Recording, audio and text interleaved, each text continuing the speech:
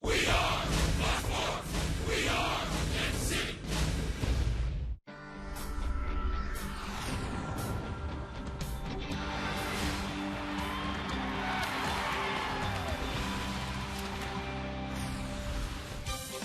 It's just another beautiful day in Kansas City, where we come to you from Kauffman Stadium for the Angels and the Royals.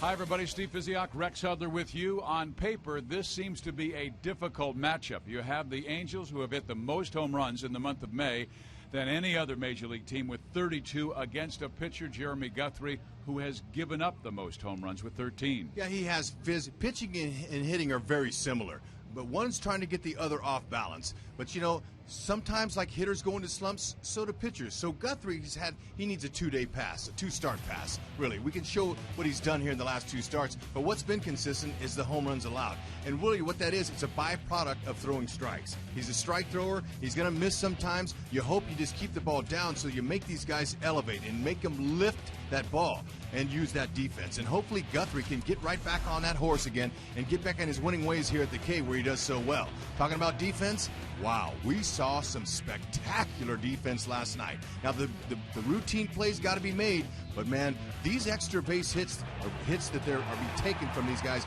really are important for the pitching. You've got to be able to have pitching and defense. Even Salvador Perez, wow, he nailed 2 runners last night, actually 1.5. The umpire missed that call, but, hey, he's still looking good. Use that defense, they'll be fine.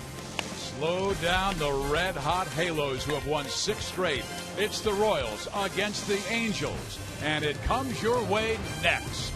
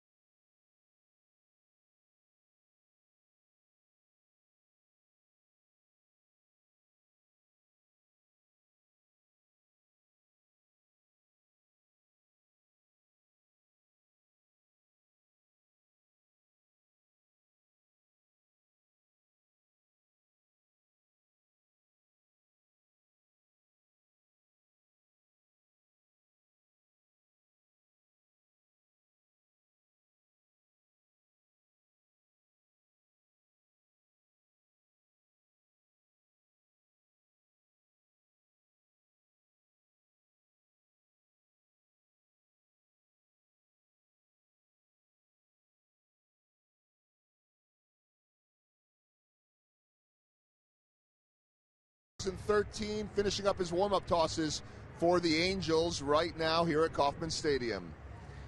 Welcome back. Joel Goldberg right by the bullpen, and this is a bullpen that Billy Buckner first warmed up in when he made his Royals debut in 2007. And we're wearing these shirts today. Jeff Montgomery and I are with a split patch. Today is the 2-year anniversary of Split's passing. We miss him dearly, but Split, drafted back in 1968 by the Royals, he used to warm up in this bullpen too. But today the Royals will be going up against Billy Buckner, and he was a second-round pick of the Royals in 2004. 1-2 with a 5.29 ERA in 2007 when he made his debut. And he was traded then for Alberto Callaspo. Interesting that both of those guys are now on the Angels. Jack Maloof saying the approach today, be patient. They don't have a lot of video on this guy, just AAA video, because it's been a while since he has been up in the big league, since 2010. So the Royals will try to be patient, and they need early runs. Last time they've had multiple runs early in a game, May 15th against the Angels. Baseball is coming up next. Stay with us.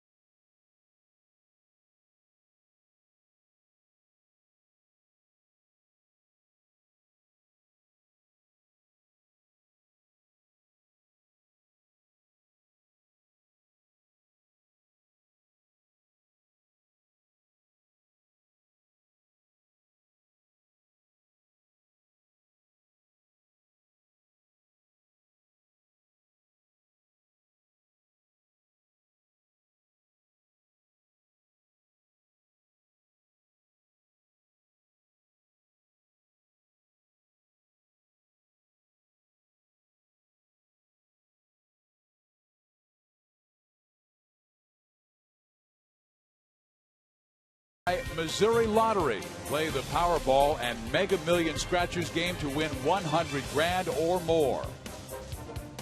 And by your Kansas City Chevy dealer, the official vehicle of the Kansas City Royals. And by ATT Uverse TV check availability at 1800. Pick ATT. Rethink possible. This game is brought to you in high definition by Time Warner Cable, the official TV, internet, and home phone provider of the Kansas City Royals. And it is a gorgeous afternoon in May. Time for the Royals and Angels. Let's check out the starting lineup that Mike Scioscia took to home plate. His 14th season as the Angels manager. He's won a world championship. That came back in 2002. He goes with Ibar and then the red-hot Mike Trout.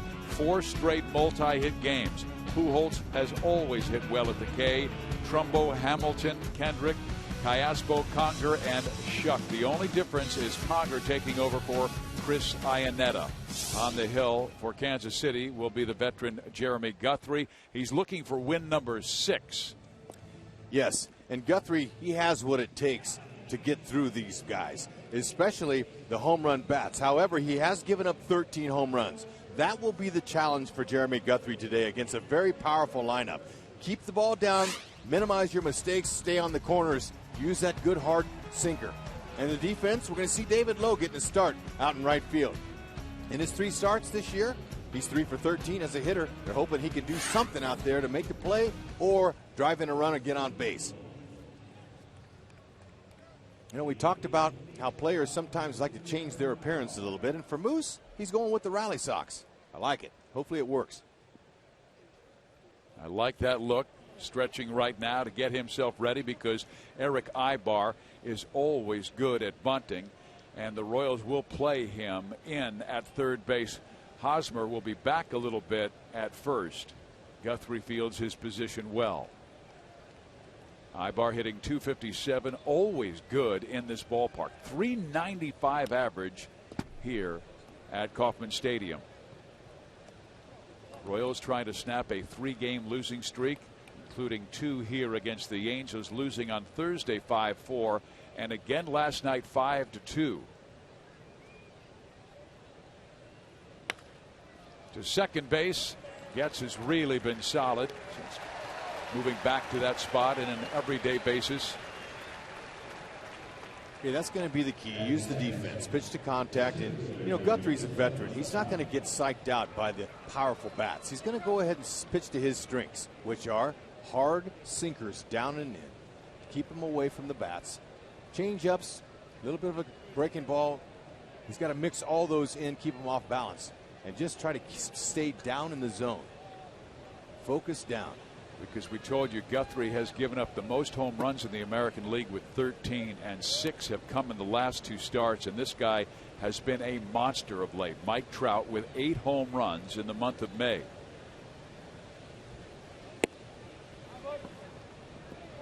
He now has 21 multi-hit games, and that's tied with the Royals' Alex Gordon for second most, along with Manny Machado and Dustin Pedroia. Miguel Cabrera with 22 multi-hit games this year, and that ball struck pretty well. Left center field. Kane says he has it. He does at the warning track for out number 2. You know, you can tell by the sound whether a hitter hits it flush or not. That ball got in on his hands, and you could tell he didn't barrel that up. Had he barreled it, it would have been way out of here. But the ball is going to fly. Conditions call for that today. Slight breeze blowing straight away, left center, and anything that's elevated, hitters know what to do. They just want to put the nice level swing on it and get it up in that gale. A nice, pleasant 82 degrees. Wind blowing out towards left center field. Albert Pujols last week against Jeremy Guthrie. Ouch. Yeah, that's exactly where they're looking.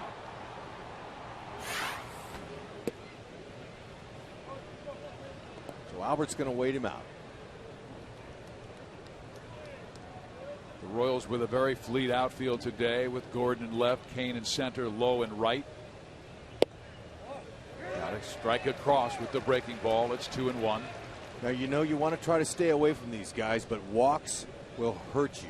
So Guthrie, he's been good in that department. Line to Alcides Escobar. So a quick and easy first inning for Jeremy Guthrie. I'll tell you all about the Royals when we come back.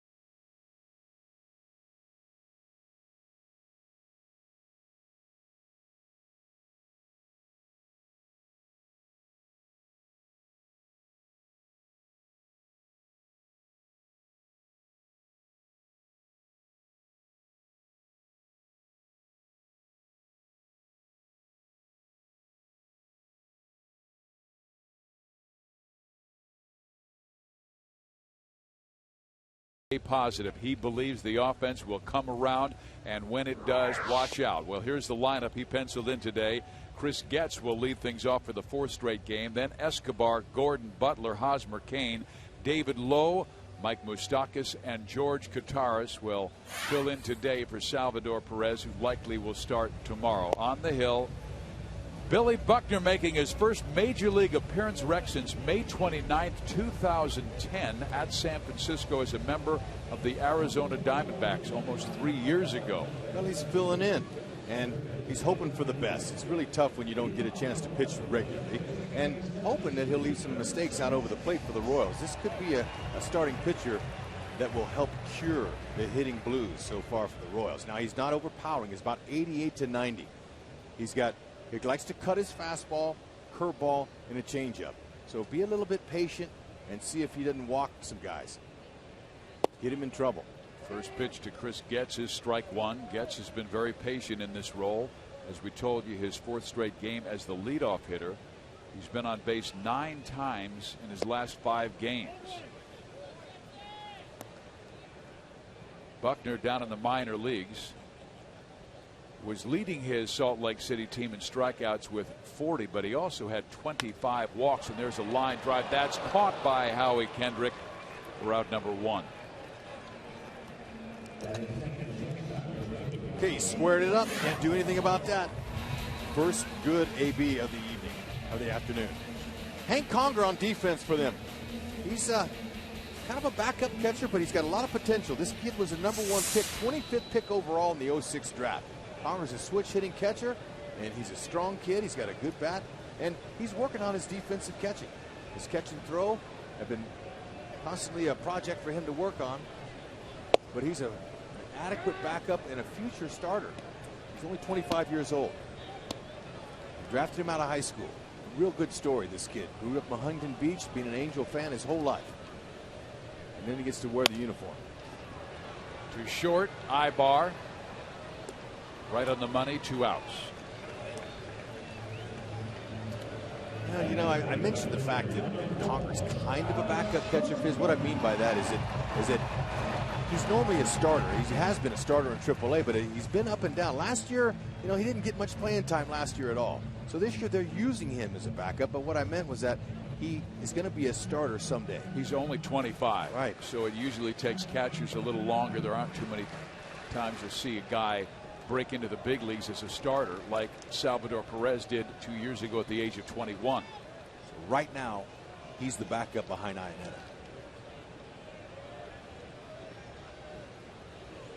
Alex Gordon, 3rd in the American League in batting at .344. Miguel Cabrera of Detroit, .388 leads it.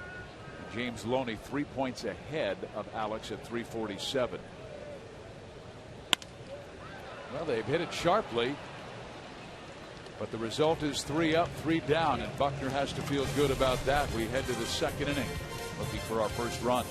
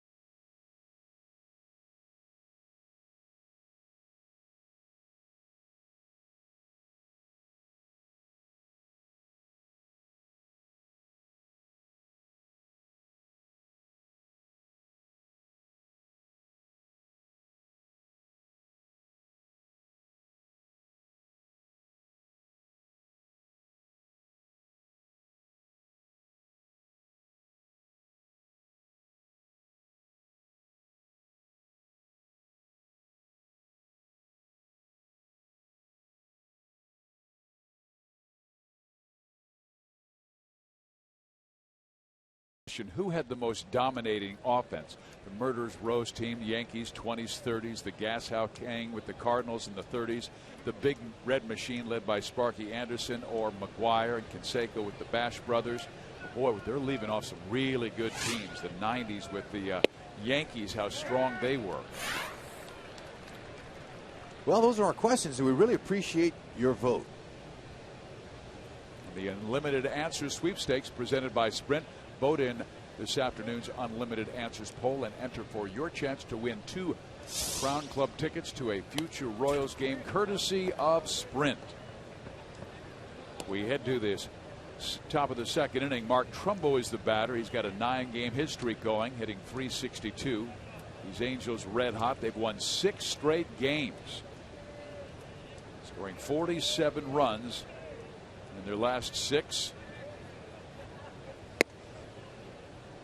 Okay, Guthrie's going to come upstairs with a 4-seamer every so often, but when he does, he's got to make sure that he gets it above the hitting zone.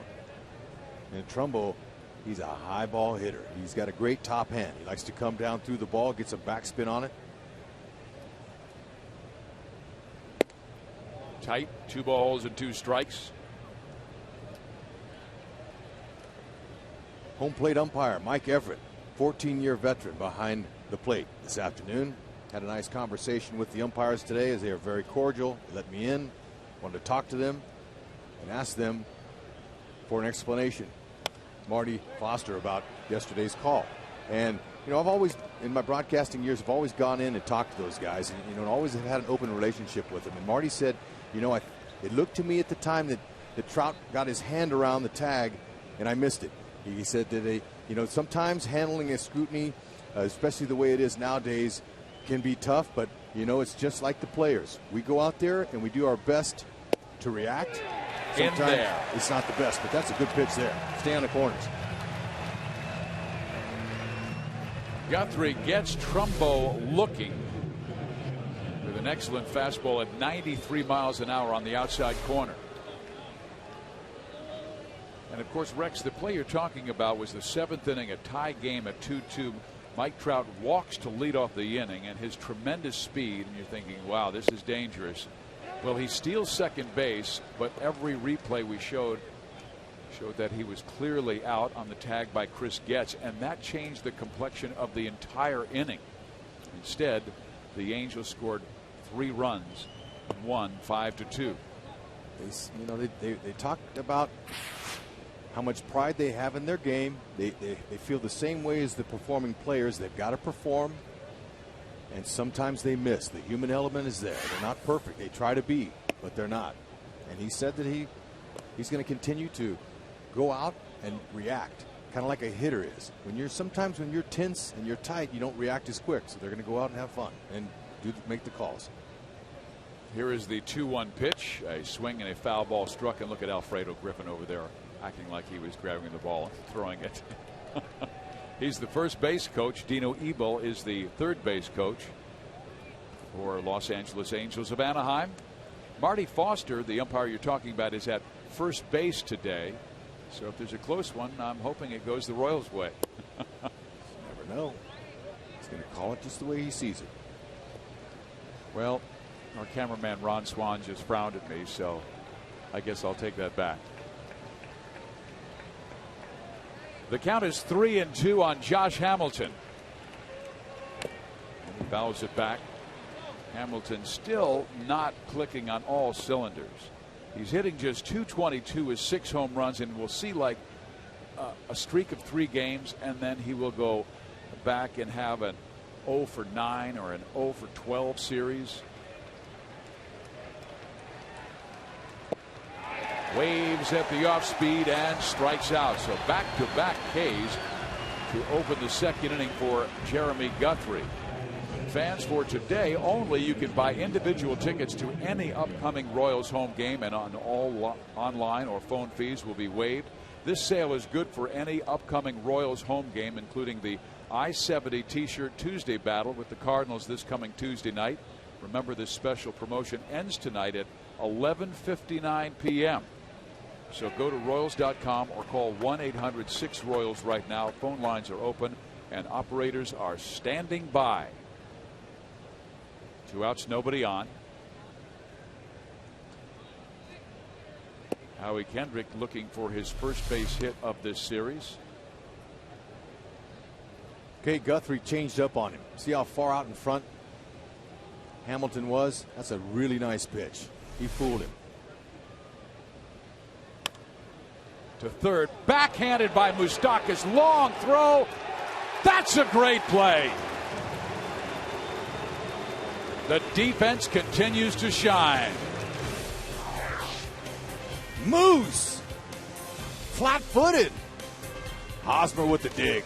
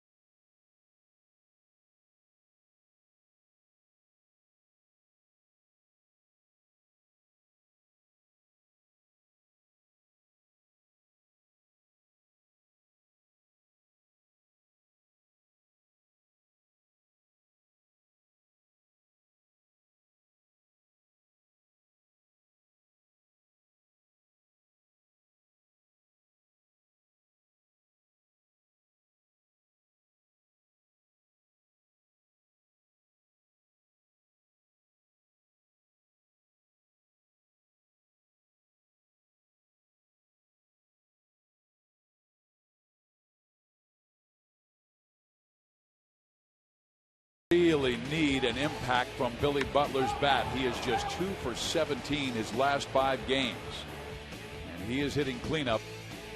And he will lead things off here in the second inning for KC. And just a reminder, as you enjoy a cold one, to look forward to Miller time later in this afternoon's game, brought to you by Miller Lite. Butler hitting .256. Okay, Billy Buckner versus Billy Butler. Let's see who's going to win. And they were both drafted by the Royals. And one thought he was the pick, the other thought he was the pick. Butler out of high school, Buckner out of the University of South Carolina. Obviously, the Royals' Butler now has really made his mark. Great success in the big leagues. A strike is called and the count 2-1. Billy was selected in the first round, 14th pick overall of the 2004 June free agent draft, and Buckner was taken in the second round out of South Carolina.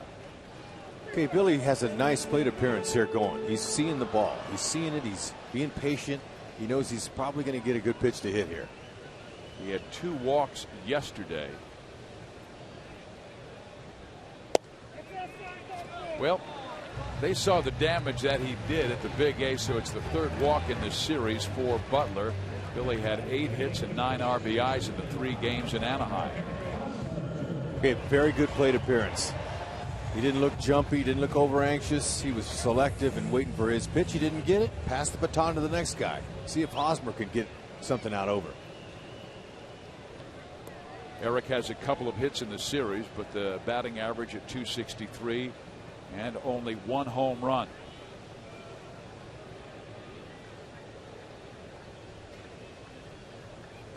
He shows bunt, gets it down. In comes Callaspo. Bare hand throw. Got him. Okay, the hunger's there. As that dive head first is evident of that. but a perfect bunt, really. That's what you want. Move the runner. Do the little things here. Instead of, swinging, possibly hitting into a double play, Ned puts the bunt on, or he could have done this on his own. Typically, Hosmer's not the guy you give the bunt to, but I like it. Get the guy in scoring position, Billy Butler, stay out of the double play. And he's a little bit firm. If he's a little bit softer with that, he gets an easy base hit. But the job was done. Butler now in scoring position for Lorenzo Cain. Lorenzo's beginning to pick up his offense in this series. He has 4 hits and 8 at bats. His average has climbed over 300 again to 309. That is shot foul. You're going to have to try to wait on him a little bit. He's not overpowering. He's high 80s, low 90s max. Cain with a 432 average with a runner in scoring position. He can do the job. They need early offense tonight, or today. First 3 guys up for the Royals all hit the ball hard. Just got to find some holes. Cain was fooled on that breaking ball.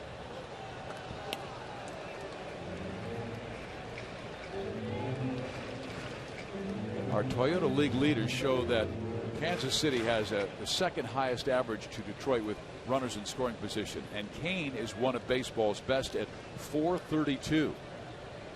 Lorenzo's second best to Miguel Cabrera, who's hitting 525 with men in scoring position, and Cabrera just having an amazing month of May.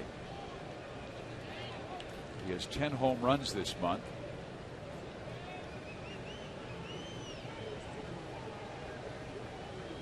The Royals as a team only with 28, excuse me. As Miguel Cabrera went deep yesterday. That's dead last in the American League.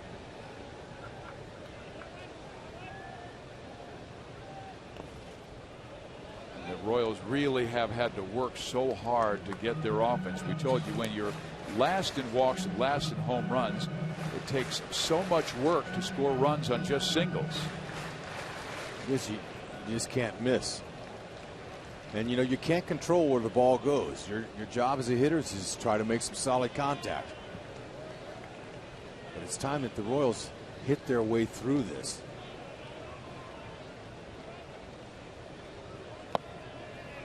2 balls, 2 strikes. The Angels, meantime, have twice as many home runs, 56 to the Royals 28. Obviously, they have older players. And these 2 teams are built differently. Ned's team is a lot younger, a lot less experienced than Pujols, Hamilton.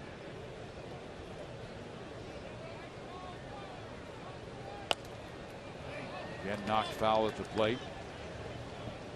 Callaspo, Ibar. Ibar's got a Gold Glove. Trout and Trumbo, they're young. They're just in their second full seasons. Well, we talked about this yesterday. Trumbo still got 2,800 at bats at the minor league level, and a lot of the young Royals only had like 1,000, maybe 1,200. It helped in his development.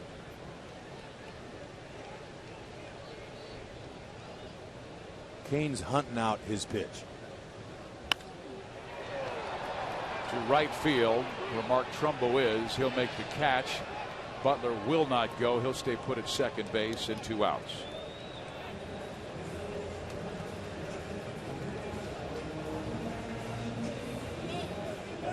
Fans, spend your Memorial Day holiday at the K watching your boys in blue take on their cross-state rival, St. Louis Cardinals, at 1:10. Join us as we celebrate our Armed Forces Day with a special pregame ceremony, and the first 20,000 fans will get a miniature American flag courtesy of the World War I Museum. Get your tickets at Royals.com or by calling 1-800-6-ROYALS.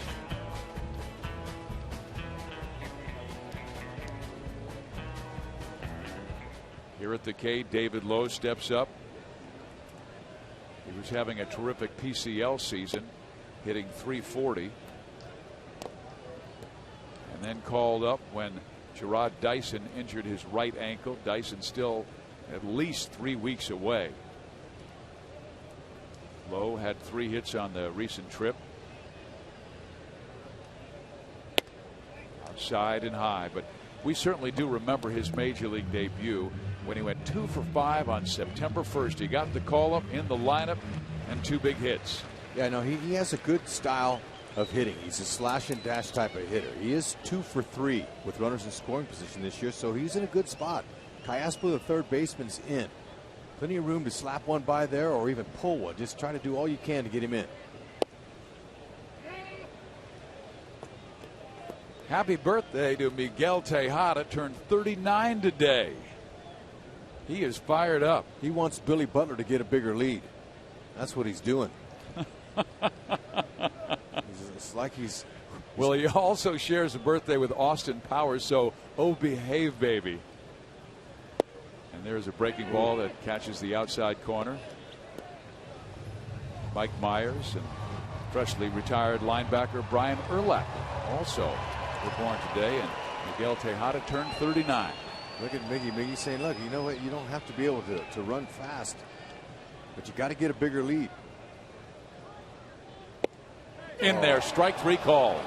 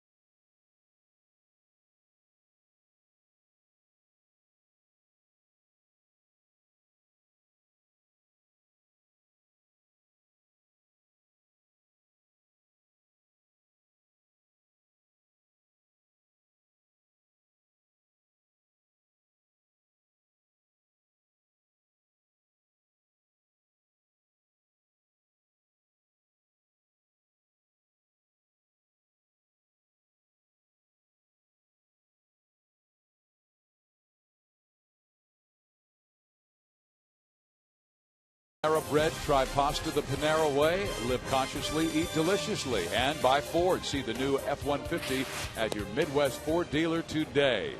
We head to the third. Alberto Cayaspo will lead things off, then Hank Conger, then J.B. Shuck. Cayaspo with a good series, 3 hits, and all 3 hits have been doubles.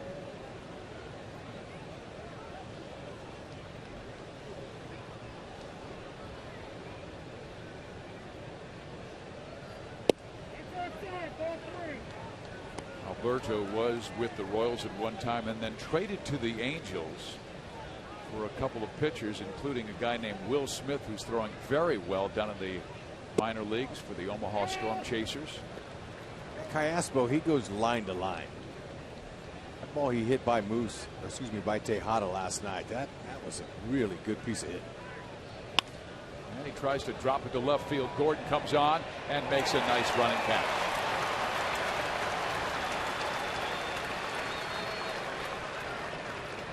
It's amazing how quick those gaps can be closed in on by these athletes. There's so much room out there. You're thinking, man, I know that ball's going to fall, but when you have athletes like Gordon and Kane that really have excellent speed, it's hard, especially if it hangs in the air at any time at all. Now Hank Conger, who does have good power. He was a very fine minor league hitter. And this side of the plate, he's much better than the right side. The switch hitting catcher is hitting .279 versus right-handers, but only .091 against the lefties.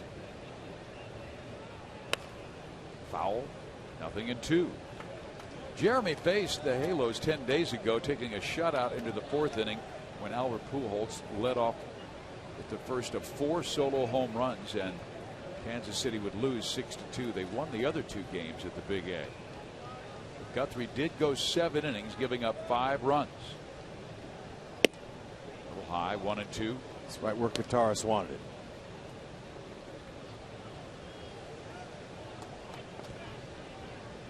Change that eye level.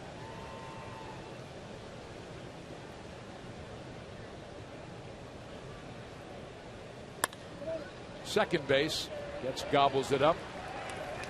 Guthrie looking strong at the K again. But he has always been terrific here at Kauffman Stadium, dating back to last year. And this year he has the 5th lowest home ERA at 1.61. Matter of fact, he's gone 17 1/3 consecutive scoreless innings, dating back to April 9th versus Minnesota. You add 2 more to that, plus the 2/3 right now. Here's J.B. Shuck, career .301 hitter in the minor leagues. Takes strike 1. He has been a pest in this series. A couple of hits and a walk last night, including a triple.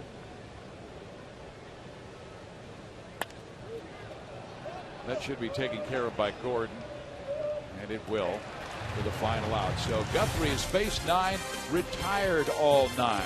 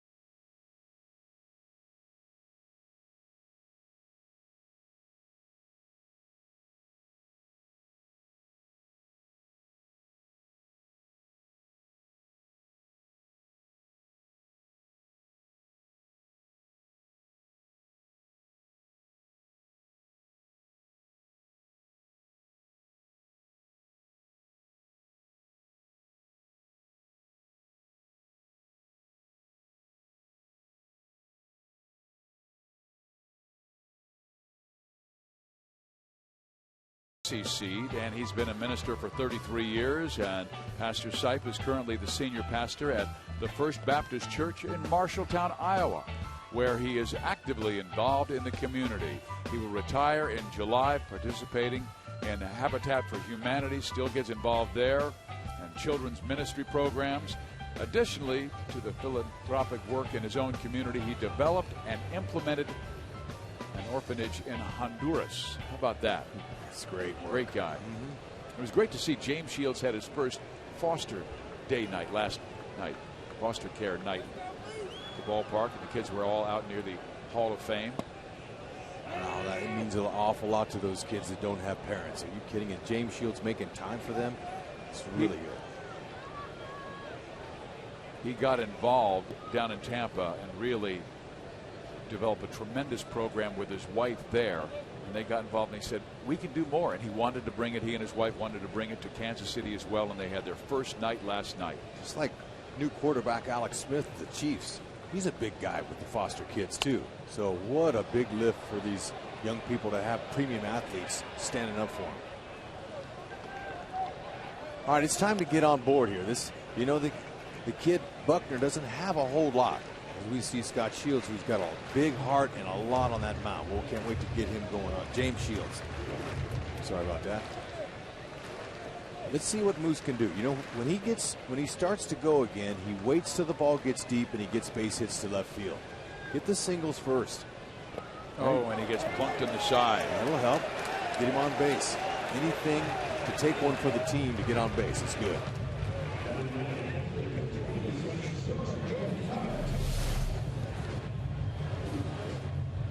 Just got to turn his hip right into that.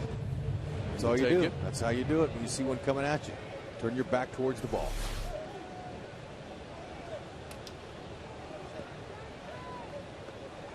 Now a guy who always gives you a solid at bat, George Kottaras.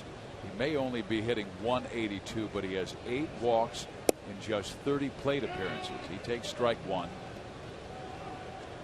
He always looks so calm and comfortable at the plate. It's not a more relaxed hitter I've seen in a long time. Very calm. Has a quiet approach. He doesn't jump. He doesn't gear up. He just trusts his hands. See, he's a big advocate of deep breathing. So am I, because that's what helps you relax. Pitchers do the same thing. Deep breath and then exhale. Let the reacting muscles relax so you can react quicker. George opened last year with Milwaukee, and it was his 3rd season with the Brewers. Then was traded to Oakland on July 29th, and he took off. He was a big part of the Athletic success when they won the American League West. He had 6 home runs in just 27 games for Oakland.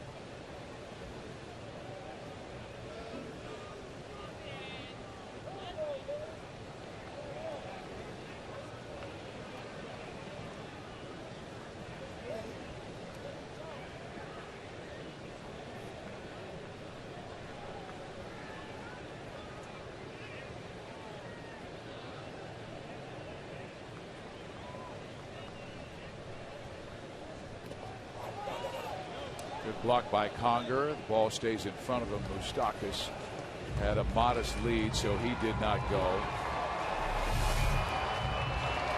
Gave perfect form. It's a whole object of blocking balls. Keep it in front so the runner doesn't advance. Thumbs out. Okay, hitters count.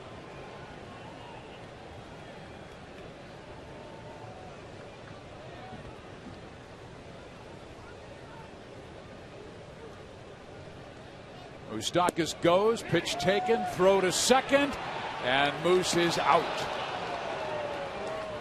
Man, I thought that might have been a hit and run. Once Moose took off, I'm thinking that George was going to put that ball in play. Because that's one of the things that you got to do when you're not scoring a lot of runs. You got to be able to try to help the runner a little bit. Moose isn't a stolen base guy. Good throw by Conger. Moose tried a little wrap around there. He knew he was a little bit late. Maybe Kottaras missed a sign.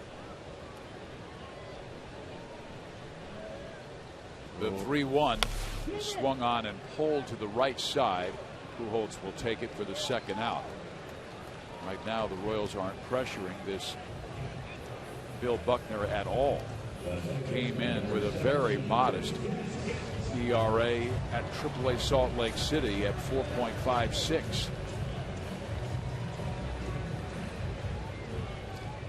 This is the kind of guy typically the hitters have to wipe the slobber off their mouth because of the drool. Can't wait to see this guy. Can't wait to face him. He's not overpowering. They really got to put it to him. When you're a scuffling offense, you got to act like he is Justin Verlander. And that is the second line out by Chris Getz, both to the second baseman Kendrick. Rats.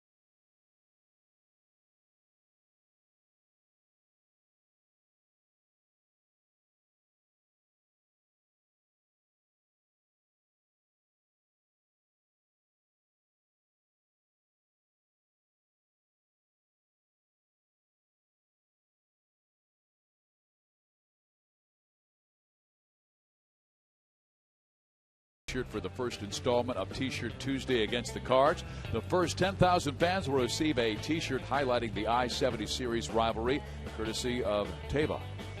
Gates open at 5:30, so get there early. Go to Royals.com/T-shirt Tuesday or call 1-800-6-ROYALS for tickets.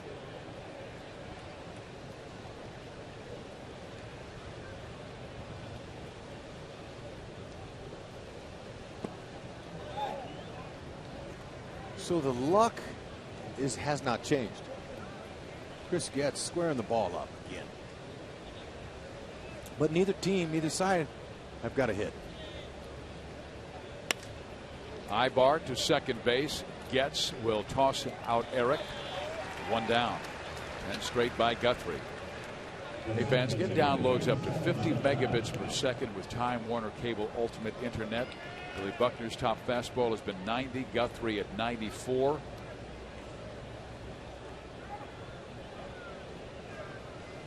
Jeremy's command seems much sharper than it was in his last start. Lost a second straight decision at Houston, allowing a season high 6 runs on 8 hits in 5 innings.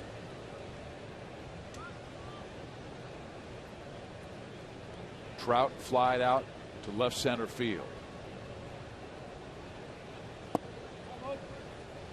2 balls and no strikes.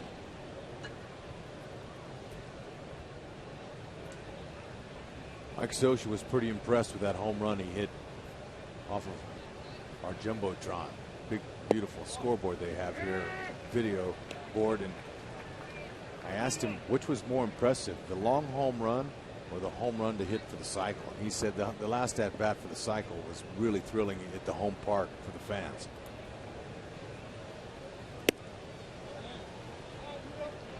The home run he hit was 463 feet, the longest home run in his big league career. And he's only 21, so he's only going to get stronger. That's outside, and a walk to the fastest man on the Angels, Mike Trout. Tuesday night, he became the youngest Rex in American League history to hit for the cycle. Yep, Guthrie, he's going to get the ball home to George the best way he can, as quick as possible. But Kotaras can't take their mind off of Albert. Albert's the one that can hurt you. And this is what happened in the 4th inning the last time Guthrie faced the Halos. Shut out in the 4th until Pujols. And Albert went deep. That was the first of 4 solo home runs that Jeremy gave up. Now Trout could easily have 20 stolen bases, but because good pickoff, good quick move over there, almost got it. But because of Albert hitting behind him, he's mindful of the slugger and doesn't want to distract him. So he's been a little hesitant to go early in counts. He goes. And that is stolen base number 12 this year. Now he scoots to third base with 1 out. Yeah, it was a breaking ball. Almost a pocket ball for Kotaras. There's no way he's going to throw him out. Ball got underneath Getz's glove and trickled out to center field. Now they've got Trout at third base, less than 2 outs. There will be an error on the catcher, George Kotaras, allowing Trout to get to third base. Getz was trying to keep the ball in front of him. He even bent a knee, just pulled his glove up a little bit too soon. Royals play their infield halfway. Now they creep in a bit more, and Pujols swings and fouls it off. So he's down to the count 1-2. Guthrie has struck out 2. We got Trumbo looking and Hamilton swinging. Pujols will be a little more difficult. He is much more disciplined than both Trumbo and Hamilton.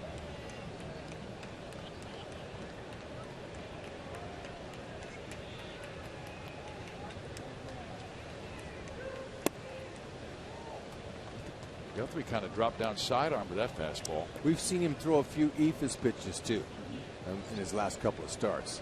Even back when he was in Anaheim, when he was pitching against them, he has an eephus pitch where he kind of just takes a lot off and kind of lobs it up there, just to kind of give the hitter a different look.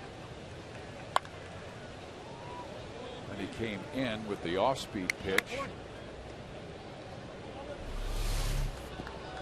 Okay, the prior pitch, watch his arm angle. He doesn't throw from down there very often. And I would imagine he'd only use that against a right-handed hitter. Right. Flattens out. He wouldn't throw that to a lefty. He sees the ball too well.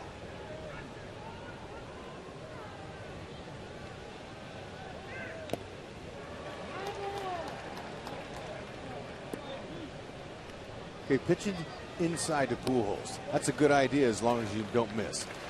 Stay in there. He's got good run to his fastball, and he's been getting Albert to commit. He's been getting him to swing on those pitches that are just off of his fist.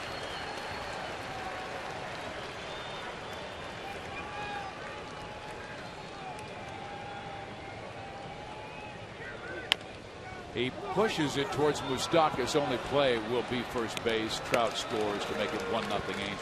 Yeah, that contact play with Trout on third, there's hardly any chance unless you get a hard shot. Socia does that to put pressure on the defense. But the Angels take advantage of the mistake on the error by the catcher, Kataris. Let's pay off our Sprint Unlimited answers question. Who had the most dominating offense? 43% say Murderers Row with Lou Gehrig and Babe Ruth and all of those great Yankees from back in the 20s and 30s. Figured they'd guess in that direction. Well, you know, the Big Red Machine was a lot of fun to watch. They had a lot of power, and it was a time, at least I followed him when I was a kid. And, you know, I tried to emulate Pete Rose as a player, just the hustle, the way he played, and that was a fun team to watch. There may have been no greater offensive catcher in the history of the game than Johnny Bench. And then you talk to the guys on that team, and they said probably the greatest clutch hitter on that team was Tony Perez. And then you're still not talking about Joe Morgan or Davey Concepcion, George Foster, Ken Griffey.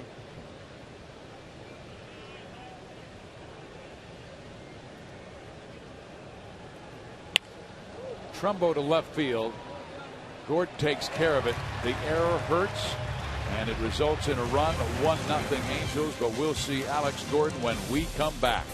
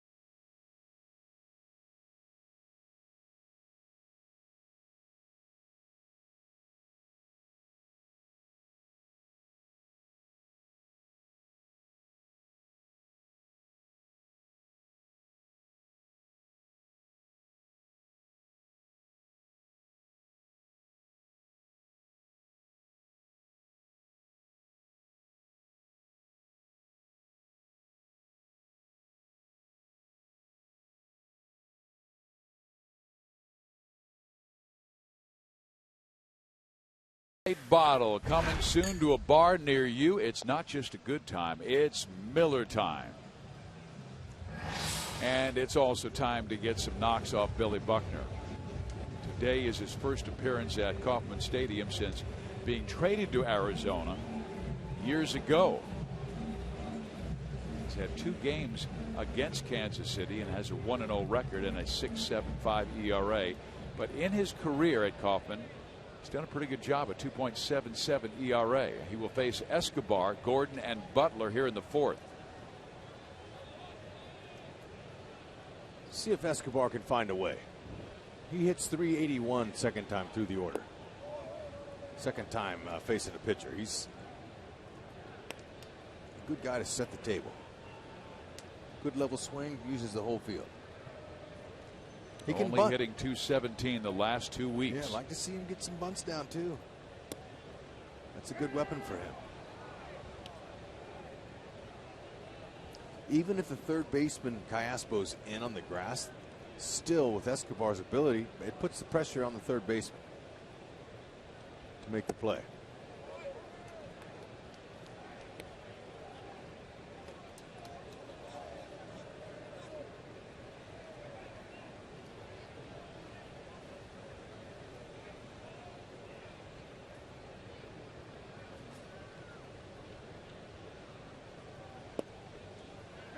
Again, that off-speed pitch away that he took a little bit something off. And he has a 2-2 count. He's getting some good movement with that pitch there. He's got a little bit of inward rotation Off of his foot. It's coming hard in. It's about 2 inches, 3 inches. It's moving.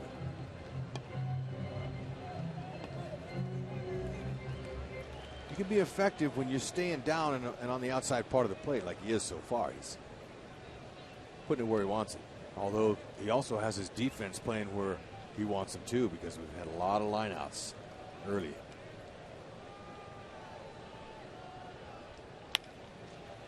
Pulled to short, Ibar. High throw, safe!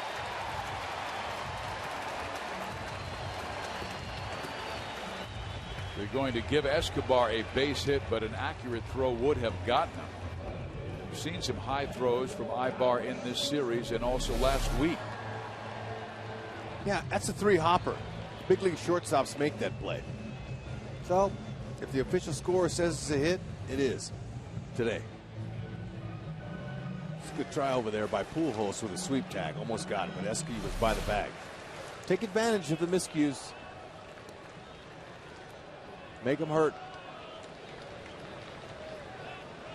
The last time we saw Alex Gordon go deep, it was in Baltimore. 3 straight games. It's been 57 ABs since he went deep off Freddie Garcia, the big right-hander for the Orioles.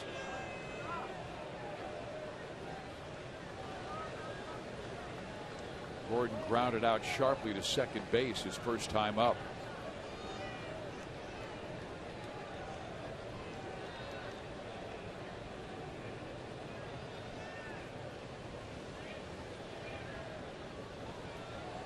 Escobar is a perfect 9 for 9 stealing bases this year. Okay, so it's important that Ned continues to throttle down. He's got good speed, he needs to use it, and continue to attack. Don't let up. Got to create ways to score runs. Even with Gordon and Butler hit. Scioscia has respect for Ned Yost's running game and the way they run the bases. Scioscia used to manage that way when he had a running team. Now he has a slugging team. It's a little different. Manage what you have. Kansas City second to Baltimore in stolen bases this year. Orioles with 37, Royals with 36. Escobar does not go, and the pitch is outside. Ball 1.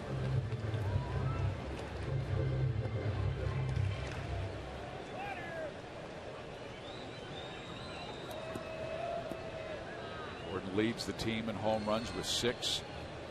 He's driven in 30. That's tied with Billy Butler for the most on the team. Play him pretty much straight up in the infield and outfield.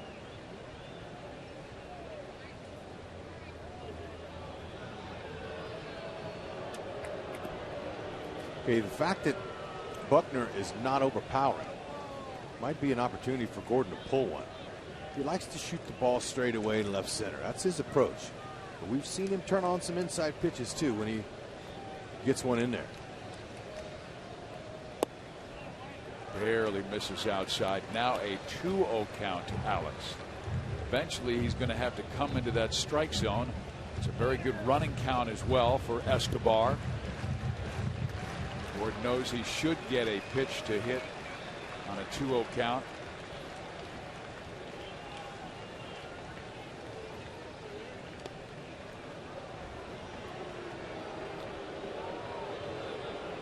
Okay, obviously that when Buckner throws over there, it's just a, hey, get the runner back, let you know you're there, because Albert doesn't try to apply the tag or anything. He just catches the ball and throws it right back. So they're not actually trying to get an out. Escobar does not go, and the pitch is low, 3-0. I don't think they'll send him now. Nope. They got an opportunity, if Buckner misses again, to have runners on first and second, so no reason to send Escobar here.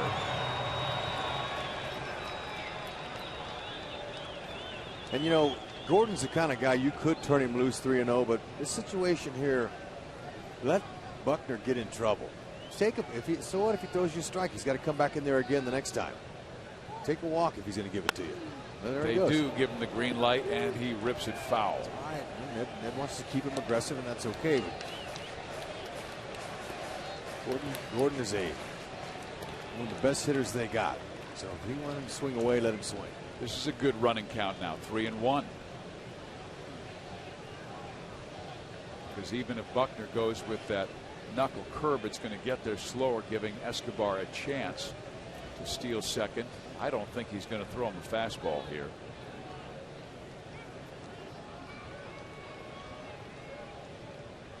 Alex might explode on it.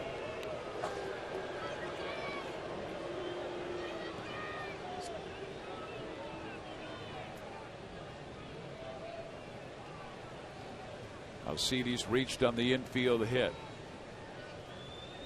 The Royals offense has been spinning their wheels of late.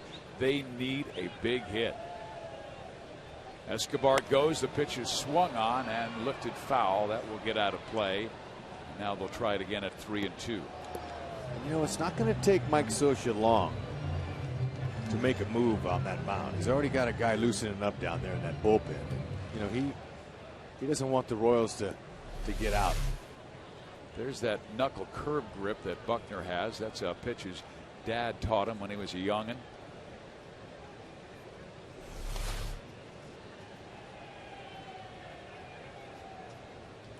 He went to Young Harris Junior College with Nick Markakis, and they were part of that rotation. Markakis now with the Orioles as a right fielder. Escobar goes. The pitch again lifted foul, back and out of play. And again, Buckner backed off speed, looking for movement.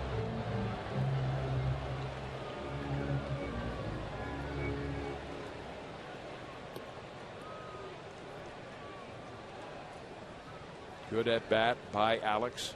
We're in the fourth inning. Angels scored a run in the top half of the inning with a walk by Mike Trout, a stolen base, an error on the catcher, and a ground out by Pujols.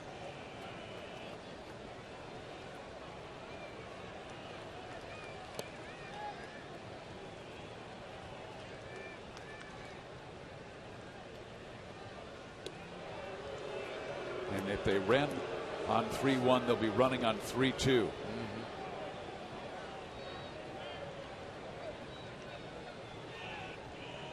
Well placed ball, and the gap could score. Esky on the move. Indeed. And that wind is beginning to pick up and roar out towards left center field. So even if Alex goes opposite field, he might be able to get it out.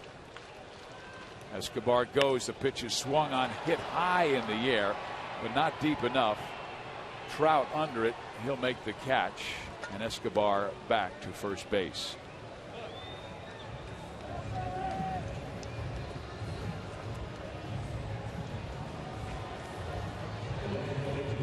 Buckner is just wandering on that razor's edge. He's fortunate to be taking on a team that has been scuffling offensively.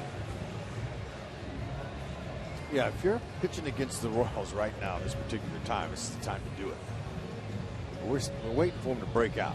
And every day here, you've seen this offense when they work from 1 through 9, and they can at least get 2 or 3 guys hot. We're going to try.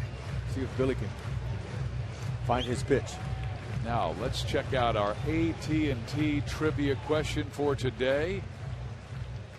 Who is the Royals' all-time wins leader in the month of May? Could it be Mark Gubicza? Yeah, I was going to say. Thinking it might be one of those questions because Gooby's just 2 booths away.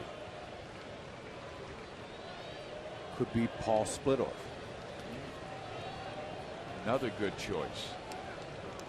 Escobar at first, Butler at the plate.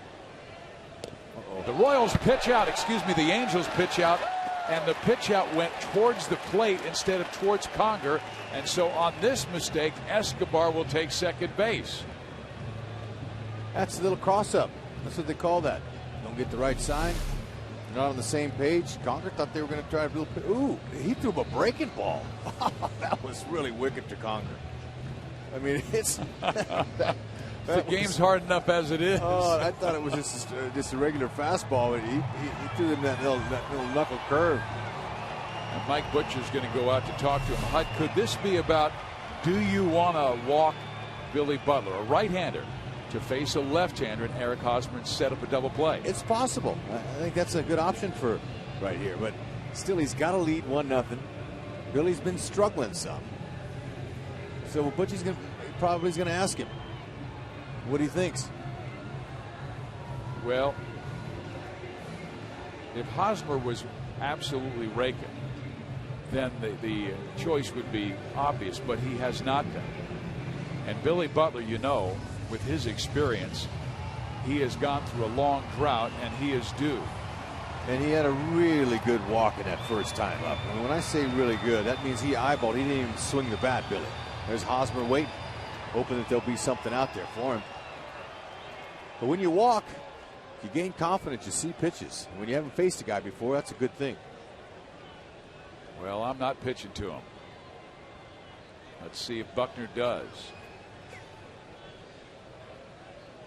A little bit high, 2 balls and no strikes. They pitched to him back at Angel Stadium when he was firecracker hot. And I couldn't believe it when they threw him a pitch on a 2-2 count after Escobar stole second base, putting runners at second and third. First base was open. They chose not to walk him, and Butler made him pay with an RBI single. Drove in 2. Yeah, they're pitching around him. And Buckner better not make a mistake.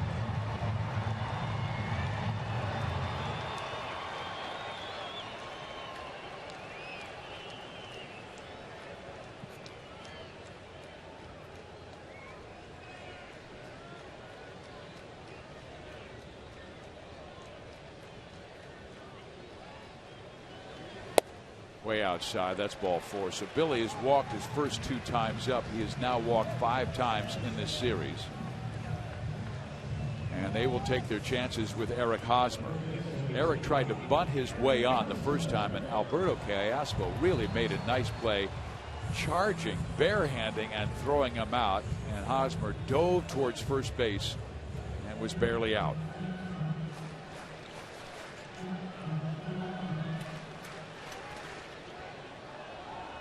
He deadens that. That's a base hit, but he wasn't trying to do that necessarily, although he was there.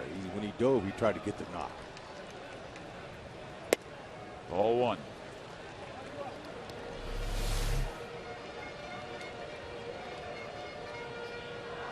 He's got him. You get there quicker when you run through the base, but sometimes that's hard to tell a runner who really feels like he can get there with a dive. A line out.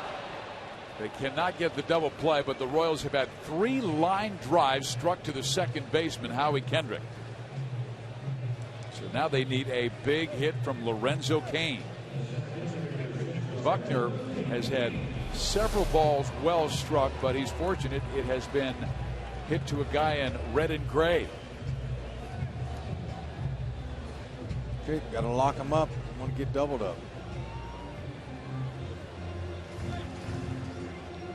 Escobar, very good speed at second base. Butler below average at first.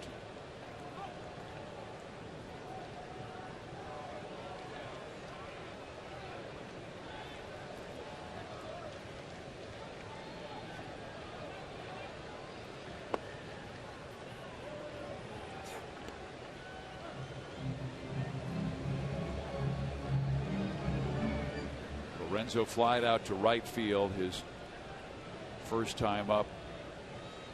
And he did have a man in scoring position. We told you what he had done with runners in scoring position this year, which was very good, over 400.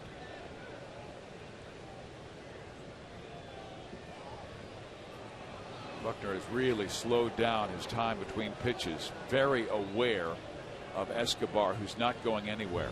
Typically when you see a pitcher like this, it hasn't had a start in a long time. He's facing a team that he's not sure about. He's a little bit nervous. He's making his first major league appearance in almost 3 years. He gets a strike across, 1-1. And that was as a member of the Arizona Diamondbacks. It came May 29th, 2010. But it did not go well. He went 0-3 with the Diamondbacks and an ERA over 11.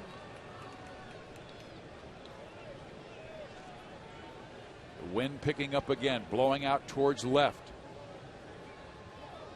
Escobar goes, throw to third. Wow, he took a chance. He had to be safe, and it was closer than you want, Rex. Sure was, but you know, when you take a chance like that, that catcher could throw the ball away, and there you manufacture your own run, and that came close. Aspo made a nice little catch there. 10 straight steals now for Escobar. You're only going to go in that situation with 2 outs if you're 100% sure you can make it, or you're going to be in trouble with the skipper. Now a wild pitch or pass ball could tie this game. Angels scored their run on a ground out. Trout coming home on Pujols, grounded to third in the 4th.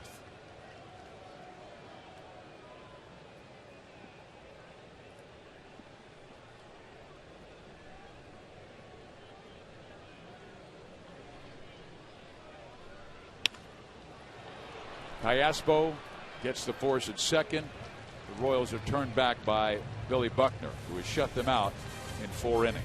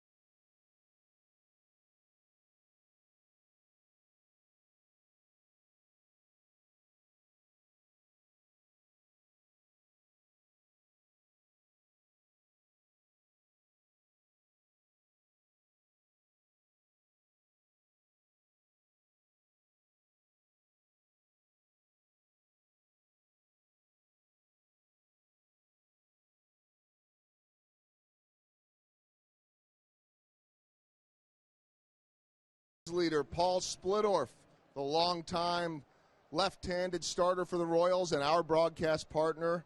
We remember him today, passing away 2 years ago, May 25th, 2011. Sorely missed, and here at the ballpark and all over. And saw this tweet a little while ago from his daughter, Jen Splittorff. There was a first part of this that basically explained that her dad was a disciplinarian. You see the fly ball to left field. Alex going to battle the sun, angle it, and get it. But Jen was saying that her dad, you might not know it, Split was a big disciplinarian. She got in some trouble in high school, and he got me up at the crack of dawn and ran me until I threw up. How many of your dads did that for punishment? We, of course, never got punished by Split. Sometimes maybe we were on the other end of his pranks. I'm joined right now by our very own Ryan Lefevre, who's doing radio today, but not at the moment. And I wanted to have you on to just reflect and tell some Split stories. We did it in the pregame show, too, because you worked so many years with him. I was lucky enough to be able to work a few years with him and time of my life. Hey, look, Ryan, there's already 2 outs. Yeah, we can start a 2-out story now that Getz makes the play. Well, I mean, he was so kind to me. You know, Fred White was his best friend in the business, and he was just so kind to me the first day I got here. And then we ended up working games together, and he truly was one of those partners where you really got the feeling that he felt like his job was to make his partner sound good. And, you know, I'll never forget where we were 2 years ago today in Baltimore and getting the news. I mean, it was just, I cried like a baby. I really did. Yeah, we all did. It was the hardest television pregame show and pregame shows for those few days that I know I had done and broadcast for you. And we knew he had been sick. And, you know, I'll forever remember my last conversation with him here at the ballpark. And just really miss him a lot. But, boy, he could put a smile on people's faces, could he not? He was the best. He never liked to talk about his career, too. He was so hard to pull that out of him. And I really felt like it was almost like a spiritual transformation for him. When he was done playing, that was like another lifetime. And he was 100% broadcaster. You wanted to talk about the guys on the field. And, I mean, you needed to use a crowbar to dig his playing experience out of him. And I remember hearing Vin Scully once said, you know, the great baseball broadcaster, he said, you know, there's a difference between a professional broadcaster and a player becoming a broadcaster. And Split was a professional broadcaster. I mean, he was a very good play-by-play announcer, too, not just a color analyst. The only way you could really get him to talk about his playing career is if you mentioned someone like Dick Allen, someone that had his number. If he could make fun of himself, then it was okay, but you weren't going to hear him say anything about all-time wins leader, and he would have been thrilled to have seen Jeremy Guthrie break his streak with 18 straight without a loss, right? He was thrilled when J.P. Howell tied his record for most strikeouts in a debut. And no, you're right. If Split ever got on you, and that was often, I mean, if he found something out about you, I mean, he would get you. But there was those two magical words, Dick Allen. If you brought up Dick Allen, I mean, that would be a way of humbling him. And, I mean, Dick Allen hit one that might have cleared rivals, as the legend goes, and that was one of many home runs he had against Split. Well, there you go, 3 quick outs, but we appreciate it, and I'll forever remember, I told it before, there was a Loverboy concert in Tampa coming up, and I said, Loverboy's coming up next. Everybody's working for the weekend, their great song, and Split says, oh, yes, these good people here, they're all working hard for the weekend. Hey, if you're on Twitter, send something out, hashtag Split, as we remember Paul Splittor.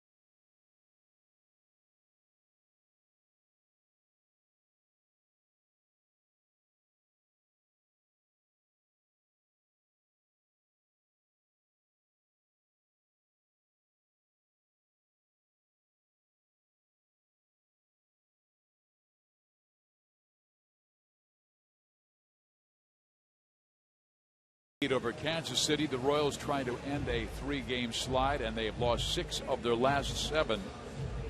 They're taking on Billy Buckner, who was drafted by the Royals some 9 years ago in 2004. After taking Billy Butler in the first inning, they took Buckner in the second inning, and right now he has a 1-0 lead. It will be 3 straight lefties: Lowe, Moustakas, and Kataris.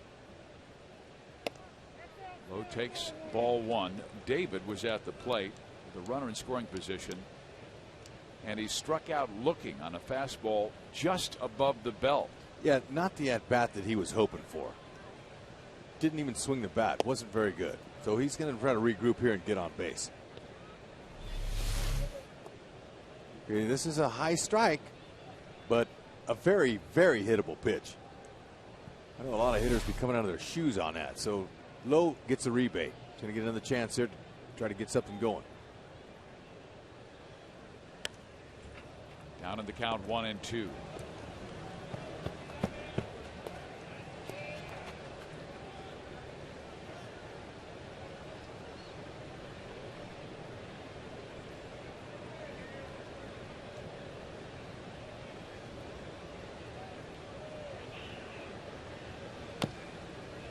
David was hitting .340 when he was called up. 11 extra base hits, 29 runs. Had really been on a hot tear. Hitting over .400 the previous 2 weeks when he was called up. He had a chance to go back to Mercyhurst College in the offseason, get his sports marketing degree. And that is outside.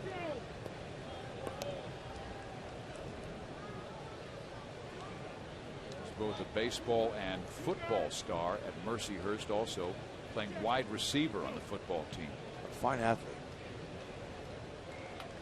How about getting KC started well here in the fifth? Swings and misses. He does not. Buckner with only 2 strikeouts. Both have been David Lowe. The bat will be Mike Moustakas. Hey, good changeup. Ball had some downward action, but it's out over the plate. Got the hitter out in front of it. See it? Swung before the ball got there.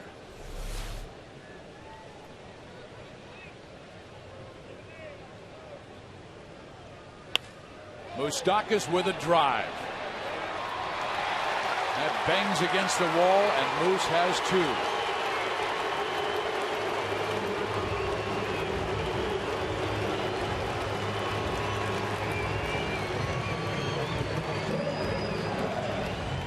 Good to hear some Moose chants here at the K.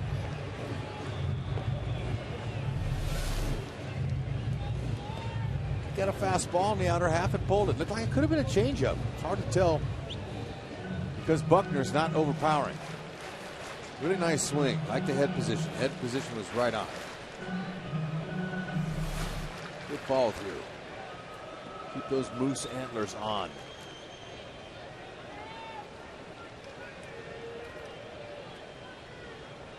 Kataras has good power. Takes ball 1. He had a home run in Boston against Alan Webster, who was making his major league debut. Belted it over the short wall in right. Fenway Park. Moustakas gathering his lead at second. And George sends it out of play, so the count evens at 1-1.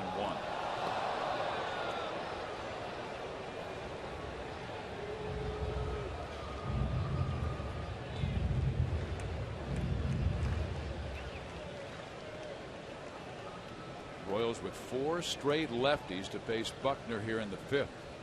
Lowe, Moustakas, Kataras, and Chris Getz.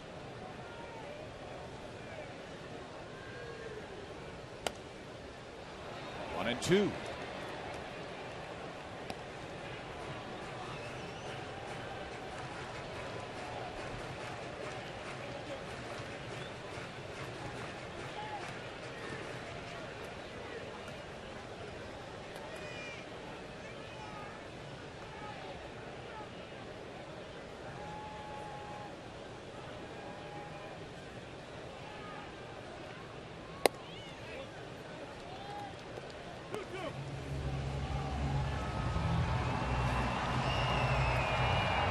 $75 to 80 pitches is what Mike Butcher told me before the game. You know, they said, or, you know, if he gets in any kind of trouble.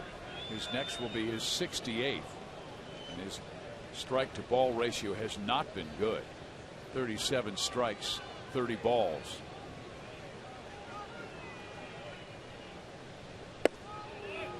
Now it is a full count.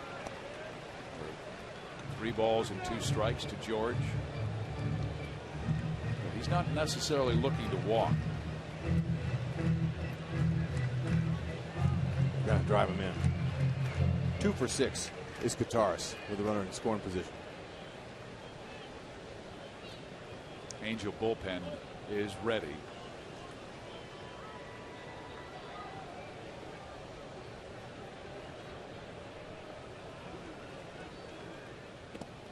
That gets away, and that will send Moustakas to third. Kataris will take first base.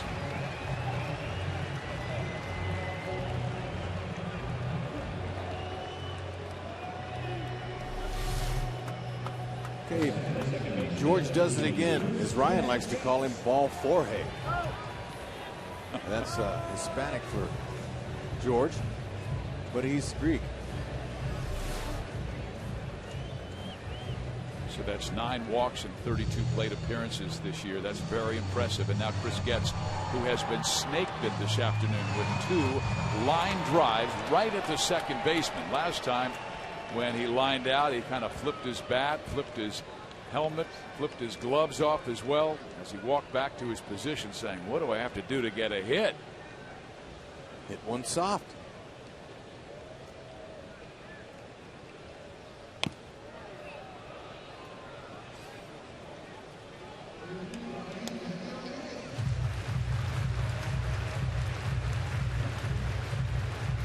De La Rosa warming in the Angels bullpen. He's been warming the last inning and is ready. Right now he's just watching the action. There's a good hole between first and second where they're holding Kataris. That is a shot down the line, but foul. Buckner has struck out 2. He gets down in the count. 0-2.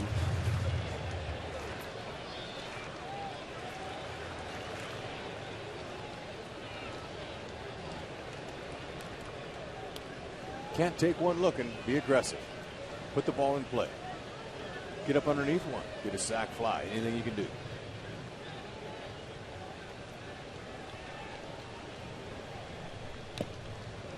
Fouls it off Conger. Angels came in at 21-27. 10 games back of Texas. But they have moved into third place in the West by winning 6 straight games. And this is by far their best baseball of the year. Royals, it has been by far their worst baseball of the year as they have dropped 14 of their last 18. In the dirt, 1-2.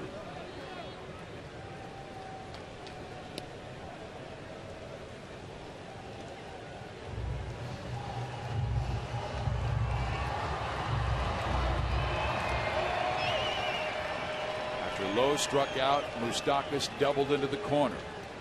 Kataris walked in a wild pitch thrown by Buckner, allowing Moose to get all the way to third.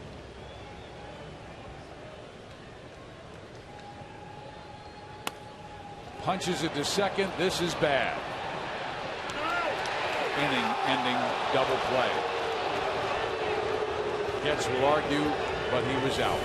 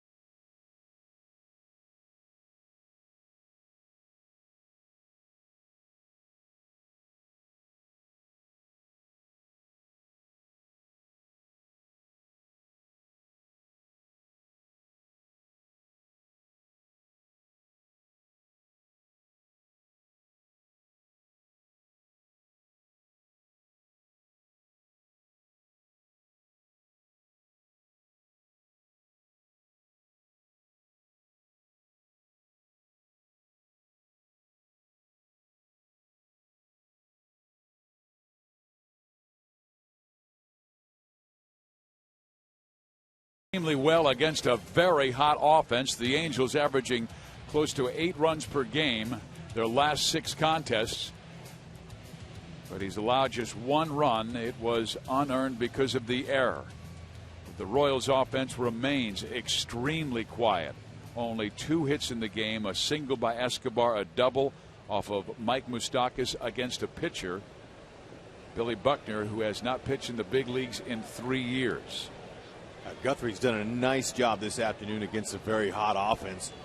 With his game plan, he's pitching up in the zone. Not something that you would advise, but he's above the belt. He's getting some swing and misses. He's pitched Albert very well. He's jamming Albert. So his game plan is working. He is not allowed a hit through 5 innings, and now facing Hank Conger. In the air, left field. Gordon is back at the wall. Got some help from the wind. And that's the first hit of the game off Jeremy Guthrie. It's a home run by Hank Conger. 2-0 Angels.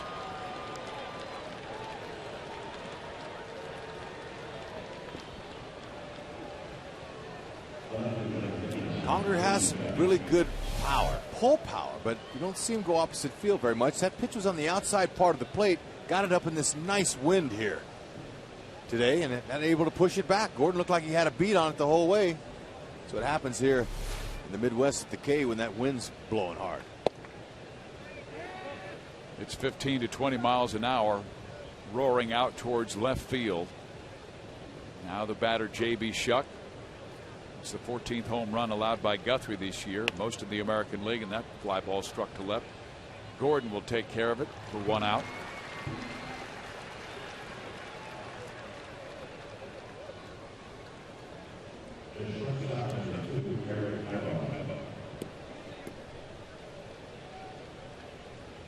The Royals' inability to score has put so much pressure on their pitching staff. The reason they are 21 wins this year is mainly because of the starters like Guthrie and Shields and Davis and Santana and Luis Mendoza. And early on in the season, they were frenzy style hitting. I mean, it was contagious. They were raking up and down, and they still have a very good average with runners in scoring position. Ibar pops it up. Getz will make the play in foul territory, 2 outs. Earlier we asked our AT&T trivia question, who is the Royals all-time wins leader in the month of May? And the answer is Mark Gubazon. 27 career wins in May. Paul Splittorff was second, so we had both guesses. And Dennis Leonard is third with 25. There's Gooby. Great pregame segment with Joel and Monty. That was fantastic. Telling stories of Paul Splittorff and Gooby's time here. Appreciate him giving it up for our team here. Was part of that 85 World Championship team. Way inside. And of course, when they won the title over the St. Louis Cardinals, Gooby tells the story that he slid on his knees in the clubhouse playing the air guitar during the celebration. And he said, I tore up my knees so badly with strawberries. Ooh. But it was fun. And there's a ground ball to short. Escobar has to avoid the bat, and he does a great job doing that and throws out one of the fastest men in the game. Wow. Picking up the barrel of the bat and the ball at the same time. Wow. That's focus.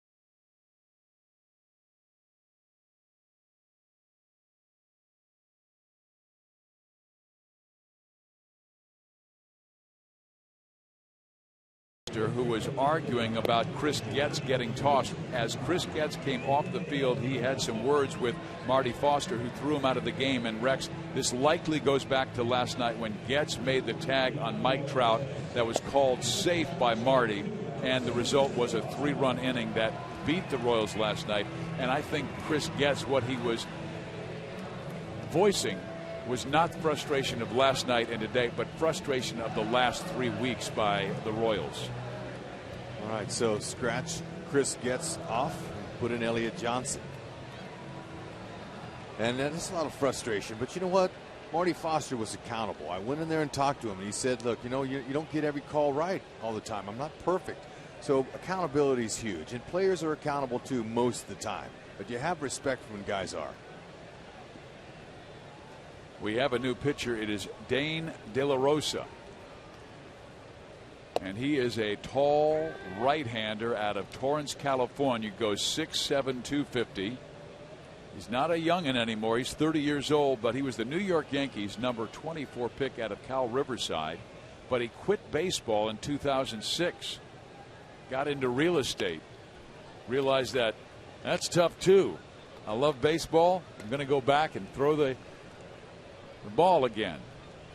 Well, the 6th inning is our Sonic Slam inning, and our contestant is Dave Keaton from Liberty, Missouri. If the Royals hit a home run in this inning, Dave will win $1,000. But if the Royals hit a grand slam out of the park, Dave will win $25,000 from Sonic and the Kansas City Royals.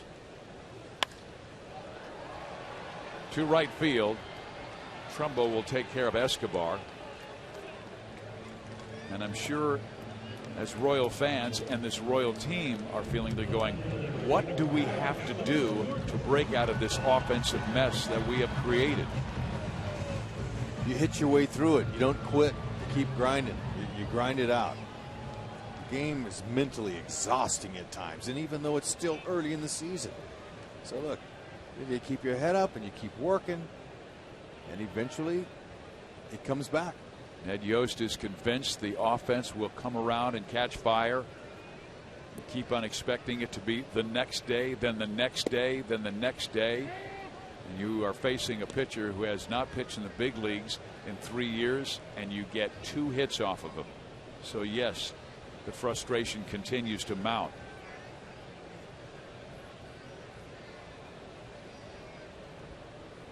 Okay, that's a straight changeup that was up in the zone. He's got a mid-90s fastball, and he's got a curve that he's going to try to keep down.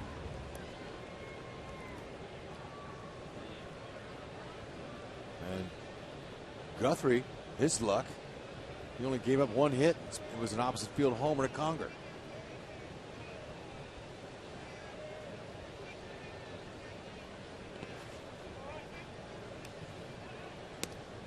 De La Rosa tossed a shutout inning of relief in the 9th inning against the Mariners before they got to Kansas City. And he made his only career appearance versus the Royals on May 14th and pitched a perfect inning. This is a bullpen that has not been strong this year.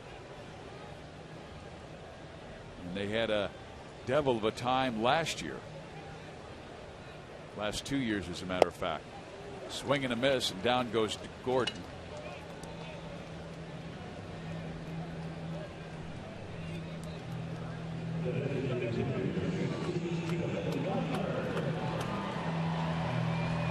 Let's take a look at the play by Chris Getz. He thought he was safe.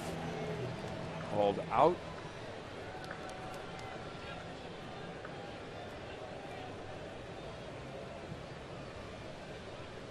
Well, it looked like it was a tie. You would think that Marty Foster would say, you know what? I missed a call last night. I'm going to give it to you. But it doesn't always happen. Well, it certainly didn't that time, and it takes a run away from Kansas City. Not saying he got the call wrong. I'm just saying that was the result. But you can't leave it up to umpires' calls. No, you can't. You can't do that. That's just not how the game's played. And quite frankly, I think it's just a culmination of the frustration of the last few weeks. Kansas City has lost 14 of their last 18. They've fallen 5.5 games back of Detroit.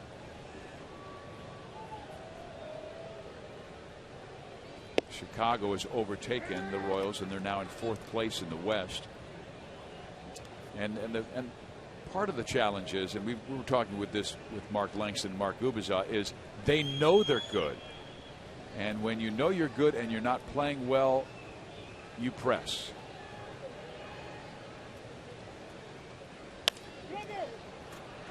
First base, De La Rosa gets the Royals in order.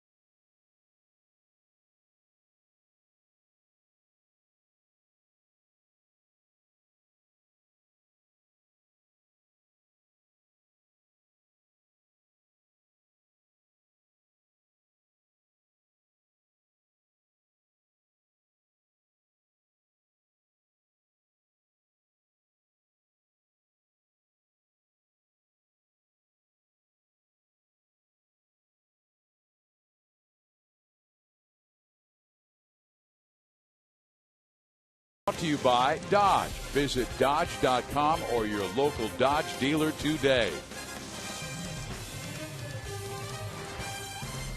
We head to the 7th inning here at Kauffman Stadium. The Angels with a 2-0 lead. They have one hit. It was a home run. Jeremy Guthrie continues to pitch extremely well against a red-hot offense. And now facing Albert Pujols. For the 3rd time, he is lined out and grounded out. His ground out drove in a run. That one is skied to center field, playable for Kane. He shades his eyes from the sun and pulls it down for out number 1.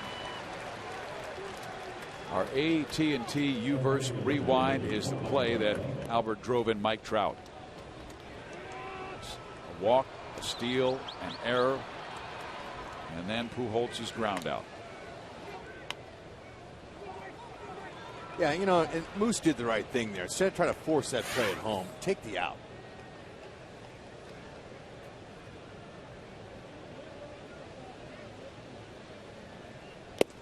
Trumbo with a big rip at a fastball, strike 1. Trumbo struck out looking. His first time up, line to left field, and Alex Gordon in the 4th.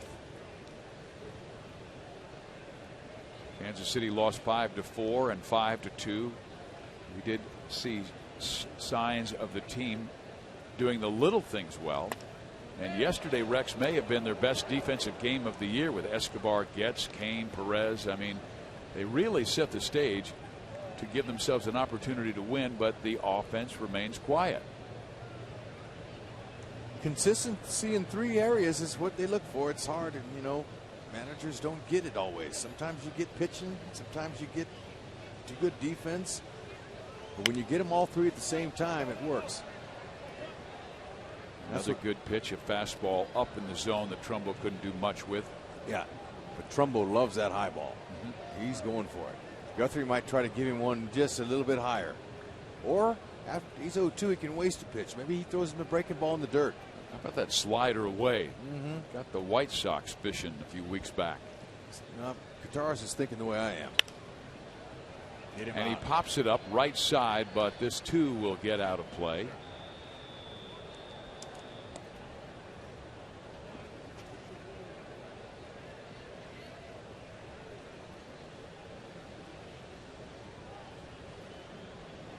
has gone back-to-back upstairs against Mark Trumbo. Yo's talking with James Shields. Shields will be going on Monday in that St. Louis series against a great pitcher in Adam Wainwright.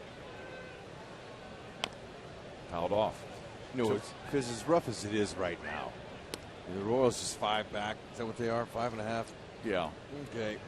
Shields told me in 08, in September, the Rays were 11 games out, and they still made it to the playoffs. Now, I'm not saying that that's going to happen with the Royals, but it's so early in the season.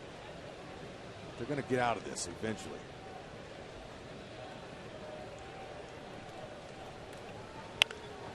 To third, Moustakas. Nice grab. Good strike. 2 outs. It's good to see Moose getting his legs underneath him. He knew he had time, although Trumbo runs pretty well. His backhand, though, watch him. He takes his time, he loads up, taps his glove, gets his feet, and throws a dart, showing off that strong arm.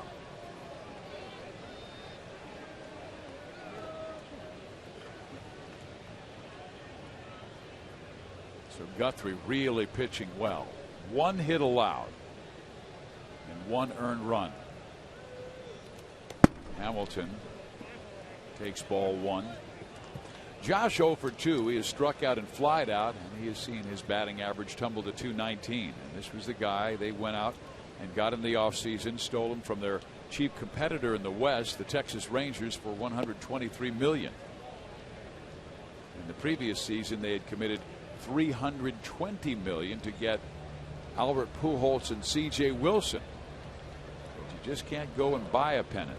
Found that out last year when they finished in 3rd place, and right now the Angels are 10 games back in the West. Hamilton, this could be trouble with the wind pushing it, and it's gone. 3-0.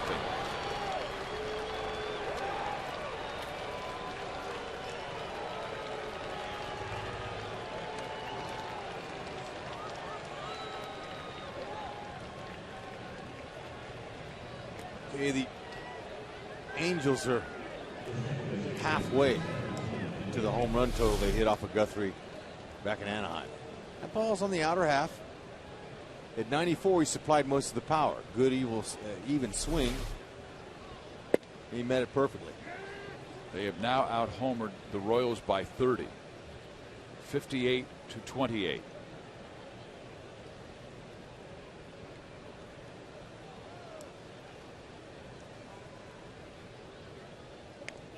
Kendrick gets it on the hand.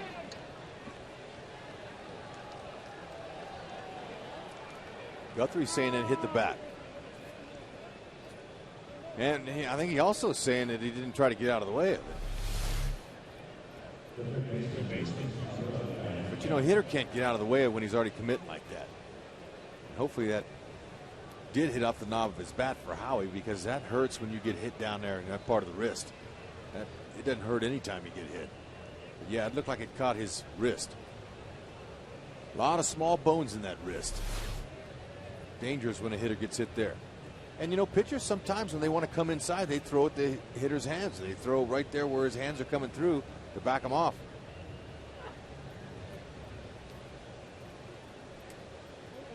That's the second batter he's hit all year, only.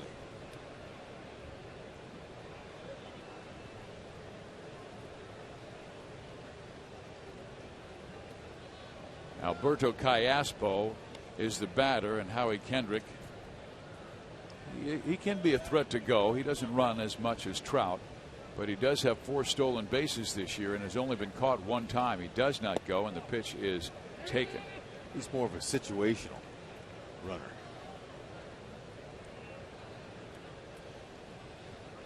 These Angels have always been a solid team. They averaged 95 wins over an 8-year stretch from 2002 through 2009. There's a ground ball short. Escobar has it.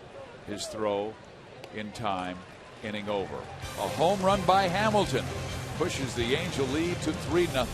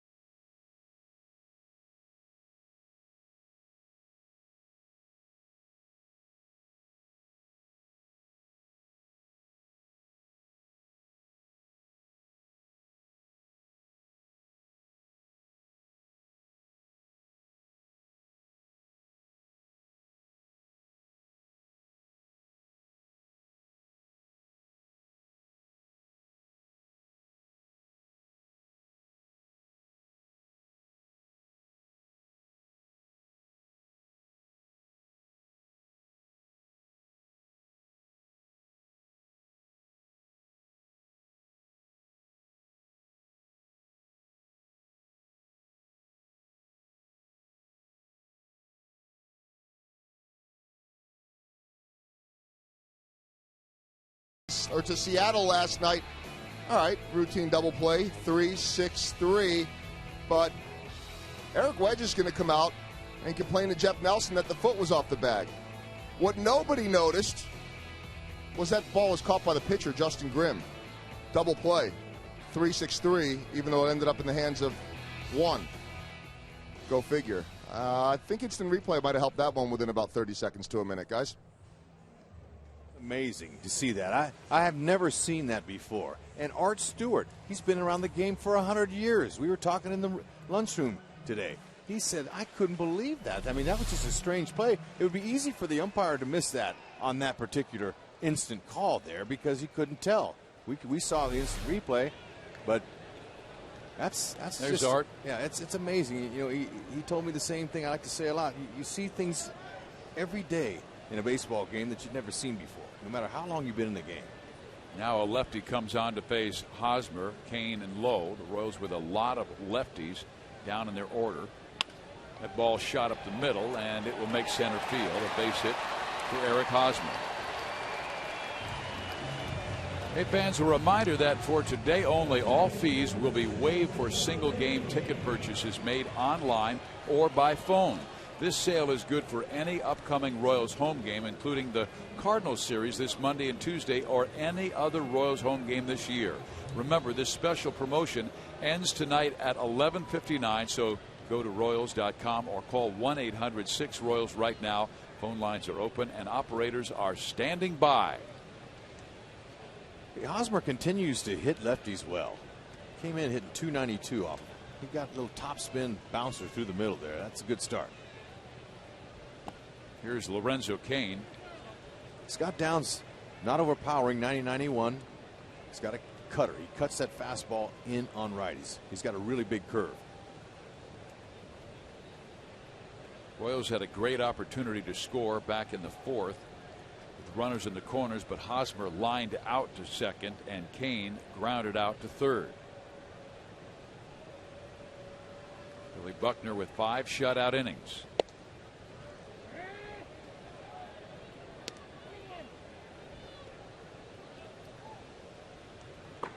We have another game at 1:10 tomorrow. Jerome Williams will throw for the Angels. Wade Davis for Kansas City. And we expect good weather. Come on out to the ballpark. Enjoy the sunshine. Too short. 6, 4, and 3 double play.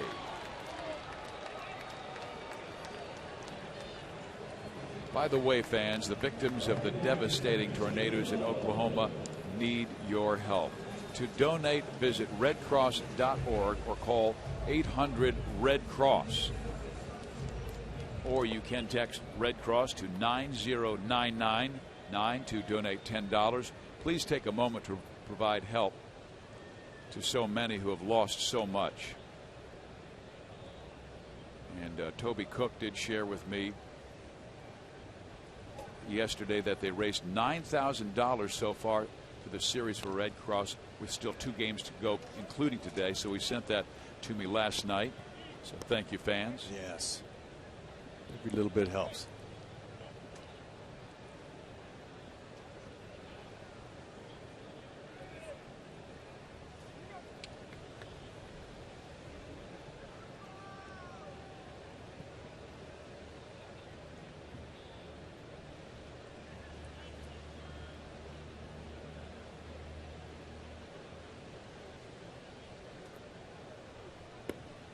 That's another reason to come out tomorrow and Monday, because of the 50-50 concept, with 50% of the profits going to the American Red Cross. So you know you're providing for a great cause to those suffering down in Oklahoma.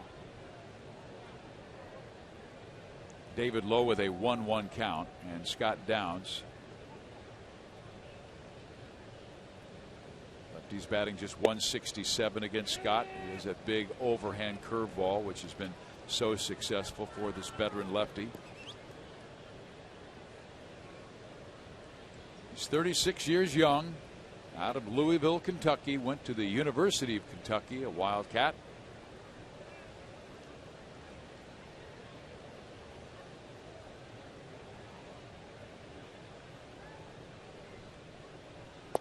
Another breaking ball that misses low and away. In this game, we've seen a former Royal, Billy Buckner, throw 5 shutout innings. We've seen the Royals frustrated by their struggles offensively, and Chris Getz get tossed by Marty Foster after arguing a play at first base.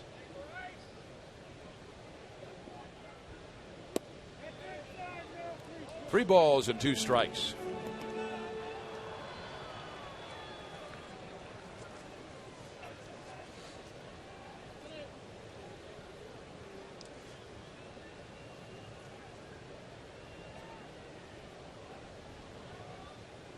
In losing 7 of their last 8, the Royals have scored more than 5 runs just one time, and that was that 7-3 victory over Houston when they scored all 7 runs in the final 3 innings.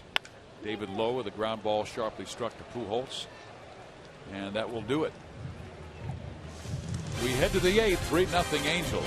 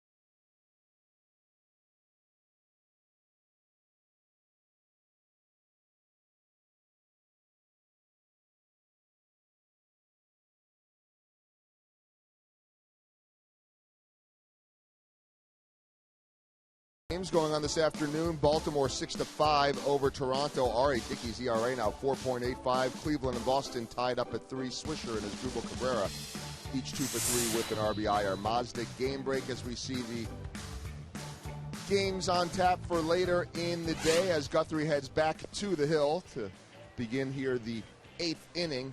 And in that game with Baltimore, Adam Jones hit his 9th home run. Danny Valencia also went deep in that one as that ball is struck foul by Callaspo. Here we go to Toronto. There's the knuckleballer R.A. Dickey serving it up to Adam Jones. Dickey on the day 6 2/3, 9 hits, 6 earned runs for last year's National League Cy Young Award winner. Fizz. Thank you very much, Joel. And here it is 3-0. The Angels with the lead, 3 runs on 2 hits. 2 of the hits were solo home runs. The other one was unearned.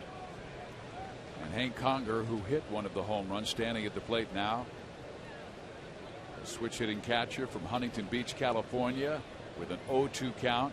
And Guthrie deals, and it is swung on and lifted foul. Kotaris, does he have room? No. It's going to be just in that first row.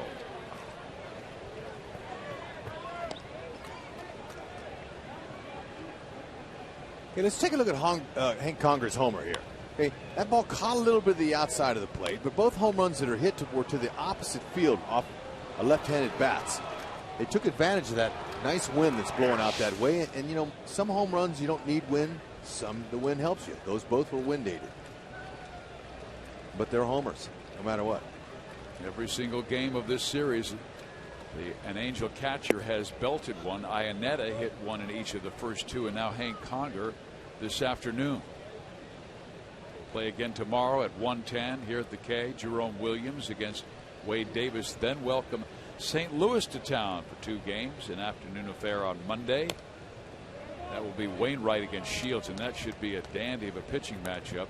Tuesday night, it will be Tyler Lyons, a young pitcher for the Cardinals, against veteran Irvin Santana.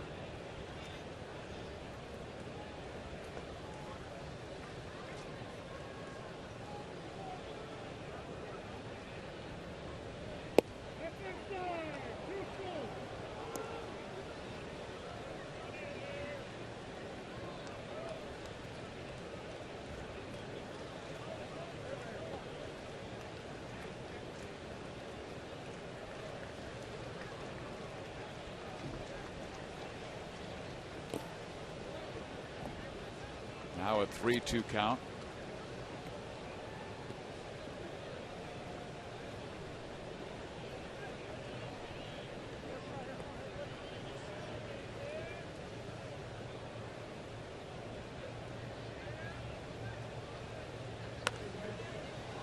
High in the air, right side. This will get out of play.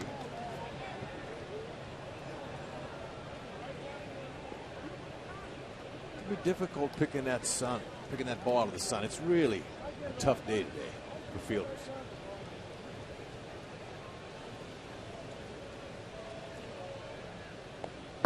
And yet the Royals defense has shined on occasions in this one. Fine play by Mike Moustakas twice to rob Howie Kendrick of a hit, Mark Trumbo of a hit, and then we saw an incredible play by Alcides Escobar. A ball was struck by Mike Trout, and the bat head came off and went right towards the shortstop Escobar. He had to almost dance around the bat that was coming towards his feet, grab the baseball, and throw out the speedy Trout. There's a blooper towards left, and that will drop for a hit. Moustakas chases it down.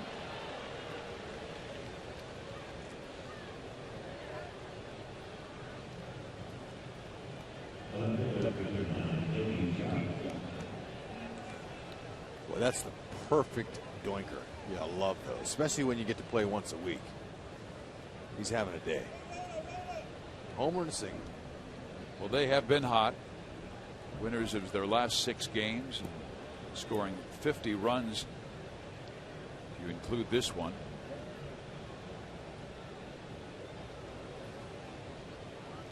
Pitch 100 coming for Jeremy Guthrie. He always works deep into games. He's facing J.B. Shuck, who gets the bunt down, but foul. And when the Royals were in Anaheim over a week ago, the Angels had poor chemistry. They were playing sloppy. They weren't catching the ball. They weren't hitting either. And all of a sudden, they caught fire, and they started building off of that, and that's what they're doing. They're on a roll. The Royals aren't. And peaks and valleys are all over this game of baseball. You have to learn how to endure them. And the two teams that made the most changes in the offseason both struggled early. Toronto and the Angels. Toronto had 15 newcomers on that team, and the Angels had 11. And it takes a while to build that chemistry.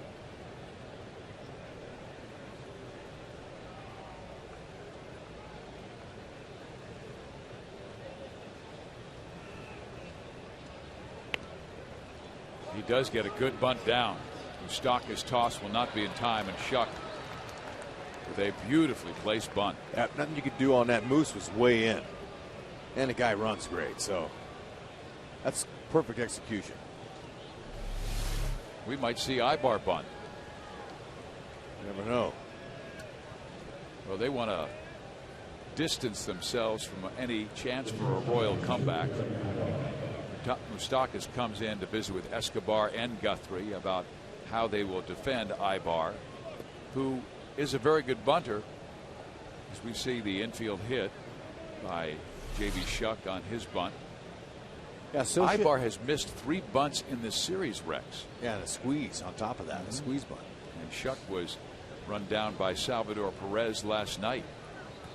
Scioscia's an advocate of small ball. He likes to play it when he can. Nobody out, perfect situation. You keep trying. It's because he's missed. Keep it foul, and he does.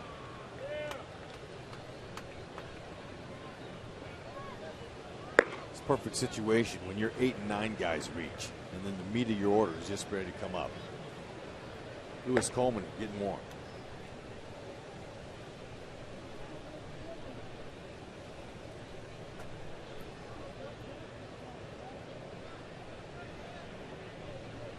A couple different options. Royals, they can do a wheel play with a shortstop covers third, Moose crashes. And that's what they're going to do here. And he gets it down beautifully. Moustakas barely gets him at first base. When he took a look at third, I said, uh-oh. Well, his Ibar really runs well. Escobar, he started towards third base, and then he stopped. As Moose vacated, Guthrie picked it up. Ned Yost is coming out to get Jeremy. Yeah, Moose got it. But that's another well-executed bunt.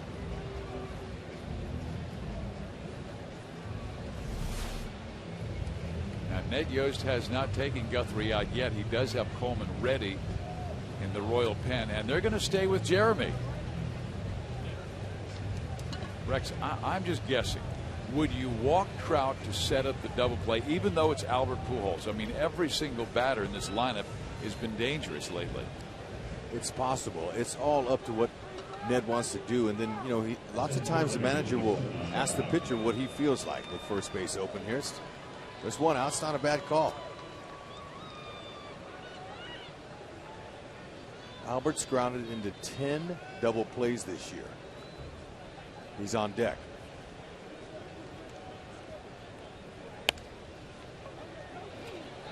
Knocked down by Moustakas. No play. Run scores. And it's 4-0. Well, they pitched to him. And I thought they might have a play at the plate. It would have been tough, because Conger got a good break from third.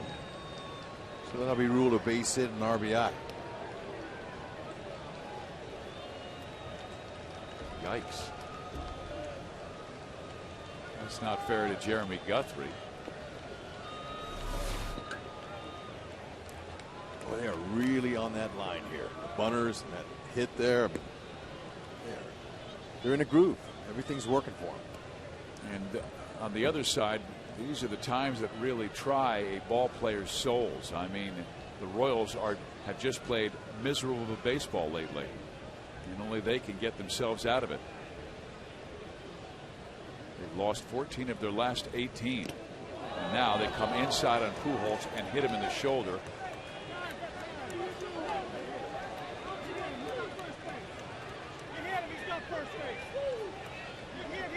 Okay, Ned's saying that it hit Pujols, or home plate umpire said it hit Pujols first before it hit the umpire.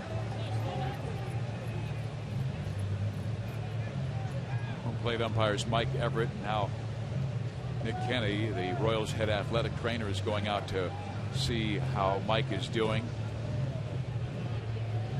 But it clipped off Pujols, and now they'll take Jeremy Guthrie out of the game and bring on Lewis Coleman.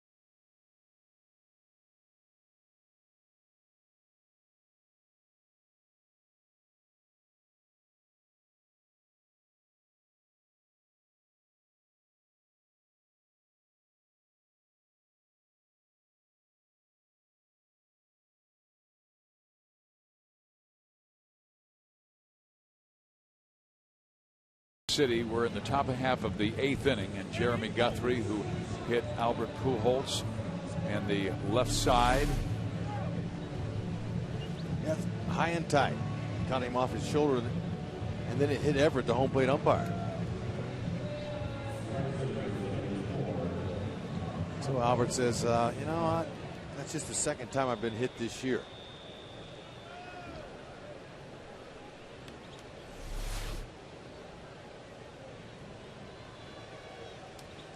Lewis Coleman. Sidearm, 3/4 arm angle. He's going to try to sink that ball a little bit. Sweeping slider and a changeup. Ball 1. Looking to put Trumbo in the lane. The lane ball would be the 5th if they could. And Coleman has the pitches to do it with that sinker and slider, always bending down. Trumbo is over 3 today with a strikeout, line out, and ground out. Base hit left field. 2 runs will score. It's 6-0.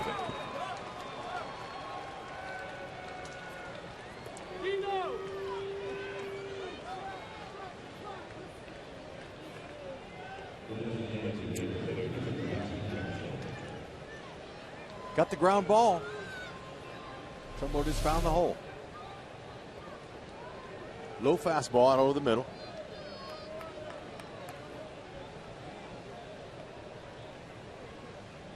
No chance for Gordon at all to get Trout coming home.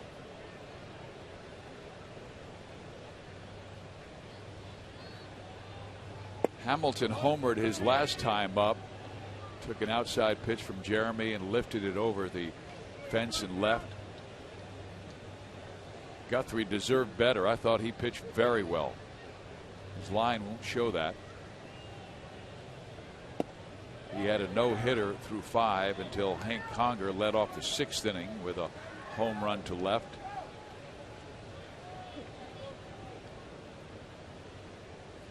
But the Royals offense is putting so much pressure on their pitching staff. In the dirt, 1-2.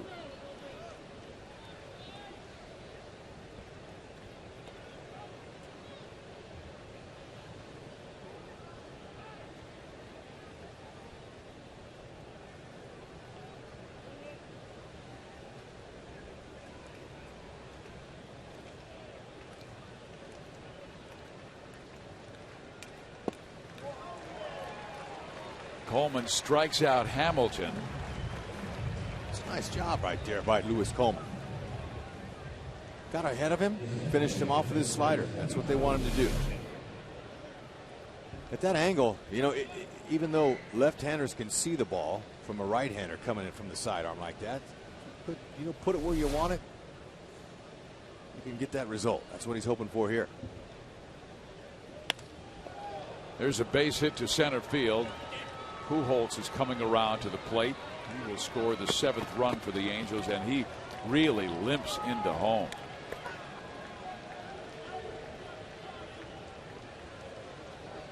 Ball was hit soft enough to where Kane couldn't get a play on. Pujols at the plate.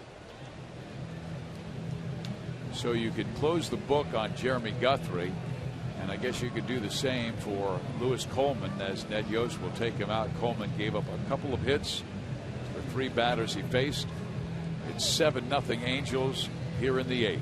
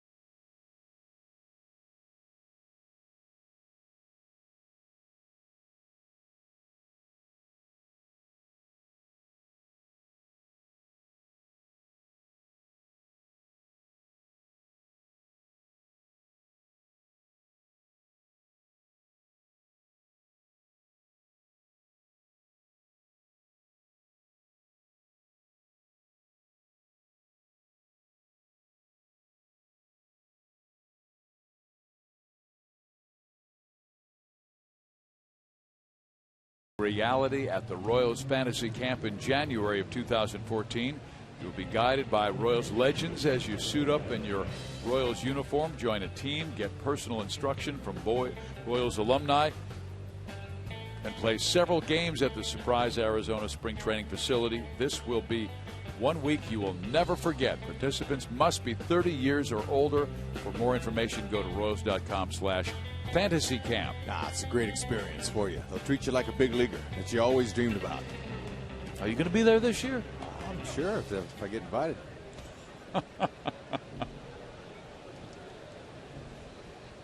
Well, the batter will be the switch-hitting Alberto Callaspo. Turn things around and bat from the right side against Tim Collins.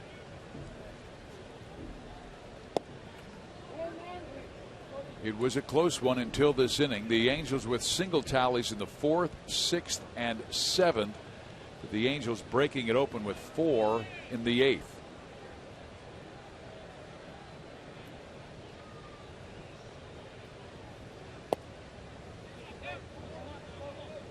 Collins has come on so far early this season with 8 inherited runners and hasn't allowed one of them to score.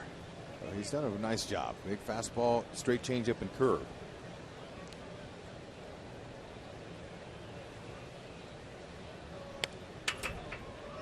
Left one up to Callaspo, who is taking a rip on 2-0.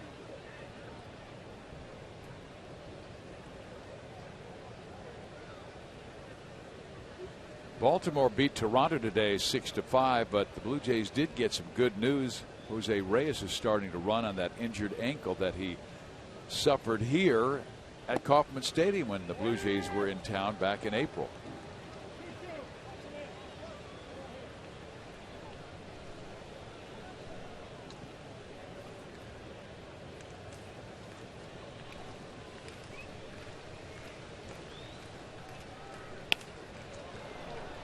Gordon goes to left center, and Alex pulls it down. 9 Angels come to the plate in the 8th inning, and 4 of them score.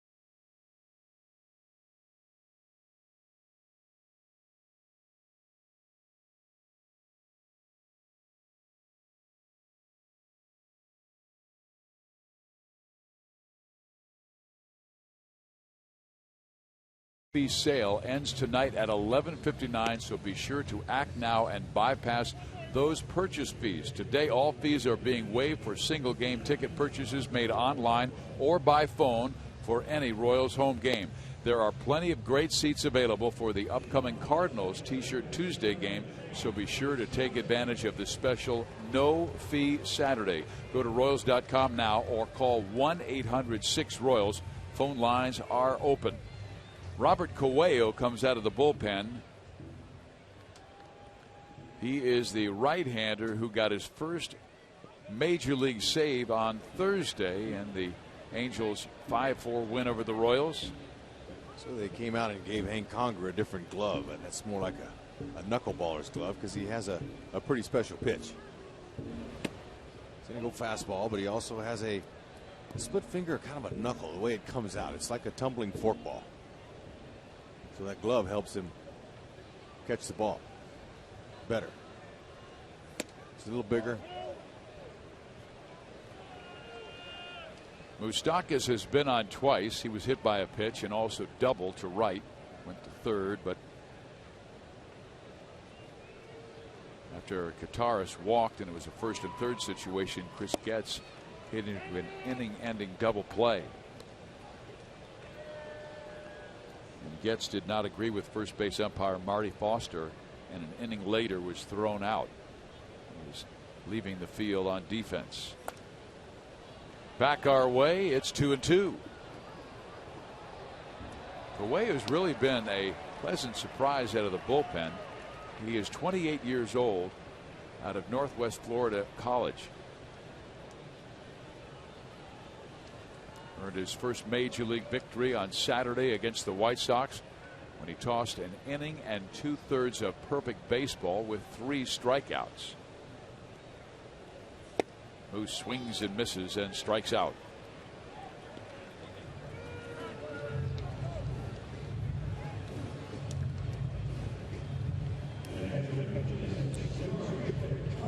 Okay, this pitch, Angel catchers had a hard time in the spring. Hank Conger told me. He said when this guy got to us, we couldn't catch his pitch. Okay, there's that grip. You see, it's a split finger. It's almost like a forkball, but when it comes out, it's got a knuckleball look.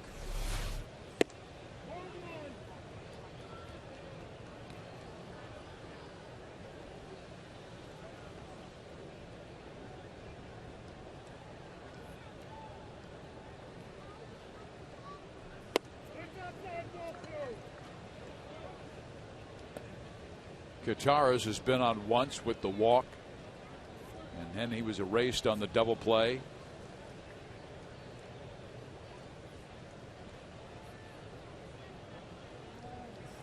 The Yankees have just started their game with Tampa Bay, and New York has taken the early lead in that one, 1-0.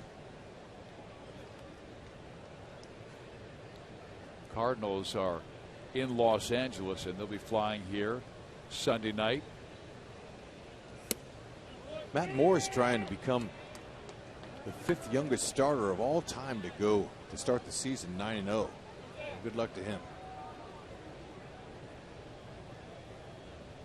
That Rays organization has always produced really good pitching, and it started with James Shields. In there, strike 3 call.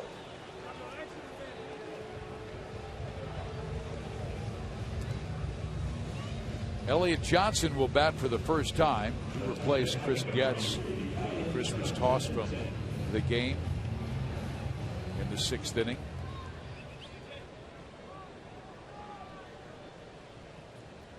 Minnesota has the lead on Detroit, 3-0 in the second. Detroit right now is in first place in the Central. The way they've been playing some terrific baseball lately. They've won 7 of their last 10.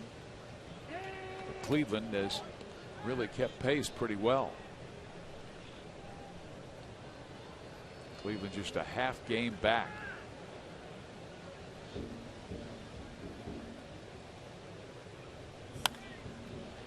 Foul.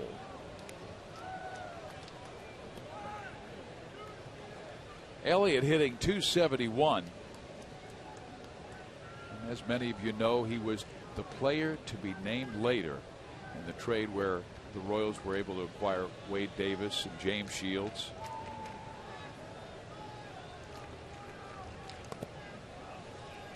And the Royals really liked him because he is a great athlete, his ability to play anywhere on the infield, and Ed Yost even had him playing in the outfield a little bit in spring training, corner outfield spots. Yeah, he could play anywhere. Tremendous athlete.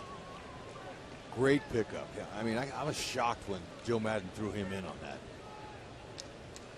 Maybe Dayton Moore demanded him. I don't know. But good for the Royals and their bench.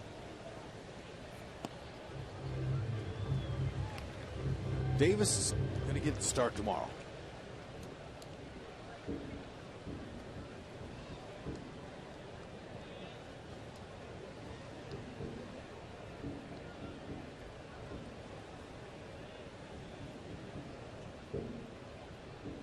Kaweo with the 1-2 pitch, and it is high. 2 balls and 2 strikes. Robert trying to strike out the side. Got Moustakas swinging and Kataris looking.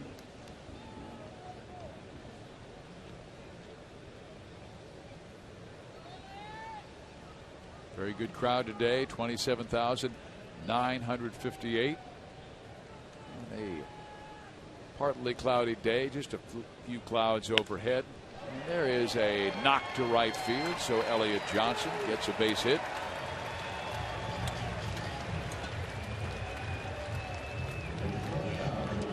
It's only the Royals' 4th hit of the game. They have 3 singles to go with Moustakas' double.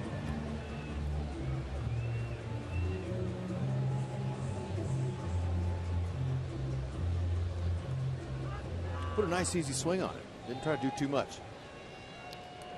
Anything to get some guys on, get a couple big hits, not over. You don't give up.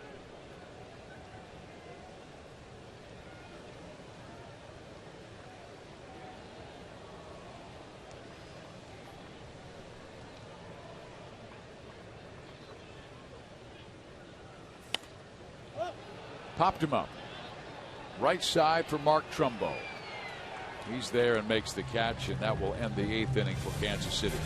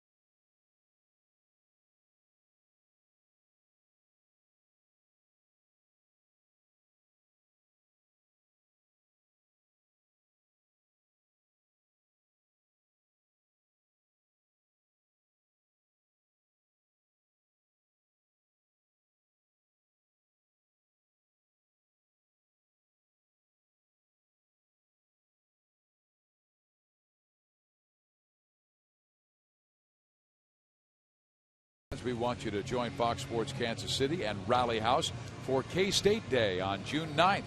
You'll get a special limited edition Royals cap. Get your tickets at royals.com/K-State.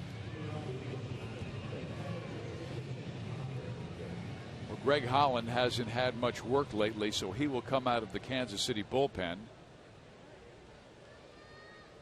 He will face Hank Conger, who started the trouble in the 8th inning by singling to left field. 8 batters later, 4 runs later, it would be 7-0. So Conger comes up and takes strike 1 from Greg Holland. That Holland needs some work. Hasn't had an opportunity to close down a game. Working strike 1. Best pitch. 0-2. Excellent little splitty there. Split finger. He's got a slider as well. Sometimes, you know, you get out there in a situation like this and you just pretend it's a save opportunity. Want to stay on your game. To second base, Elliott Johnson will take care of Hank Conger. 1 out.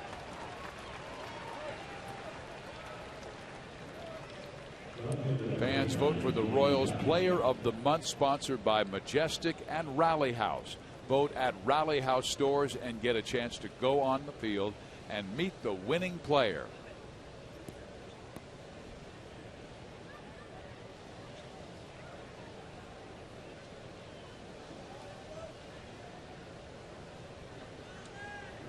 JB shucked the batter.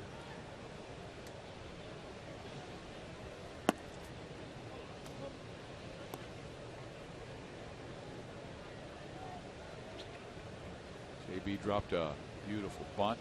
His last time up. He was able to beat it out for a base hit.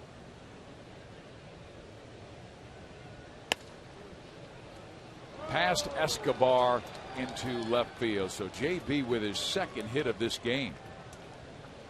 Escobar was ready for another jump throw to first. If he just would have gloved it. All stayed down on him.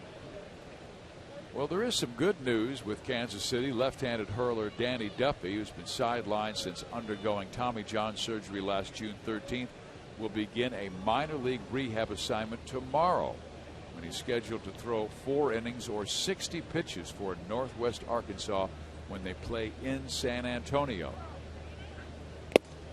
Duffy, who's a talented left-hander, just 24 years old, suffered the injury on Mother's Day last year, May 13th at Chicago.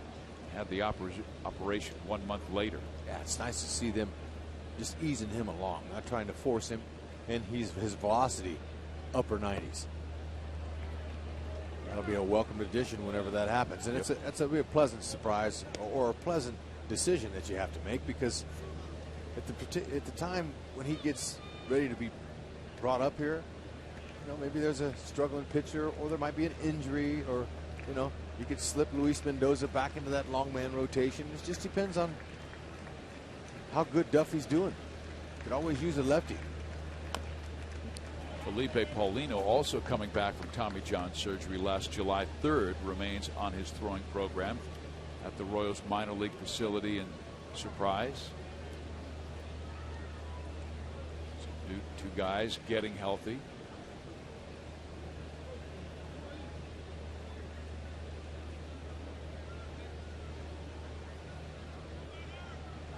Hollins 0-2. Ibar again flicks it foul.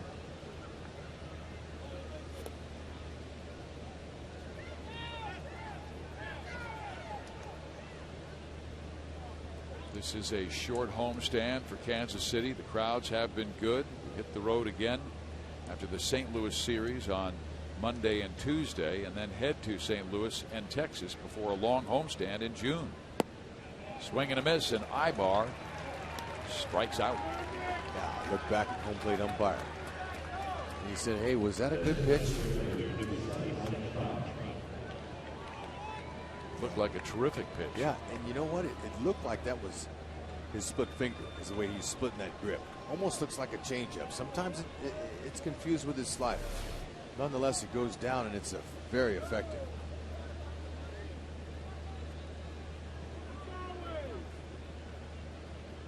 Here's Mike Trout. Ball 1. Rex, when the team gets back from that Texas series, all the kids will be out of school, and that's, well, when we went on the caravan, you went on the Kansas side, I went on the Missouri side. There were so many fans down in Springfield and in Warrensburg and Joplin, Northwest Arkansas, that we visited where I went, that they map out their vacation plans around Royals baseball. And that's a great week to come, great week and a half, because Minnesota, Houston, Detroit will be here.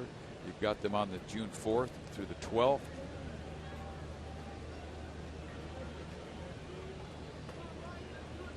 Talking to some families from Joplin who plan their vacations around Royals baseball.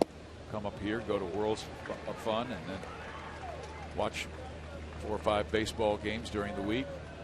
That's a lot that revolves around the Royals, and we're just hoping that they can somehow find a way to get back on the winning track, make it more appealing to come. This is a team that was 17-10 on May 5th, and in great position in the American League Central. They have fallen on desperate times. 4-14 since.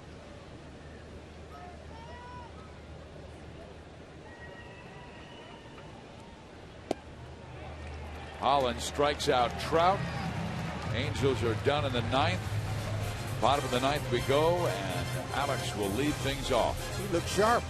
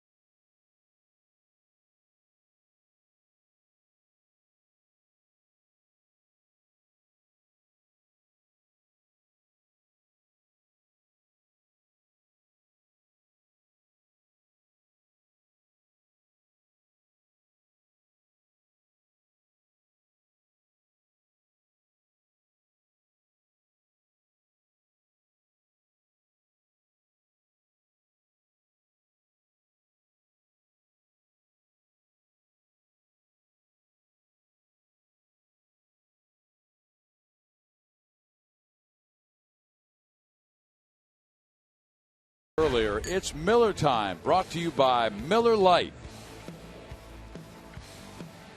Look at Moose over there. This is early in the game. Flat-footed.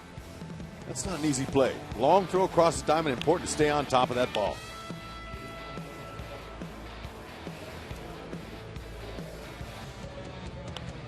And then Moose got him a nice hit. Good to see that from the struggling third baseman. He's able to get the head out and pull one down the line.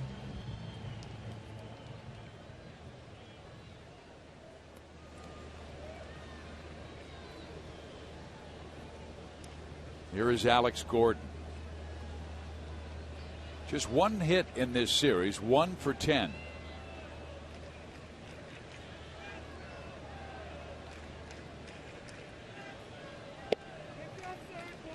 Alex has been making some contact. He's getting underneath some balls, getting some flies. Michael Kahn is the new pitcher. 6'1" righty from Camden, South Carolina.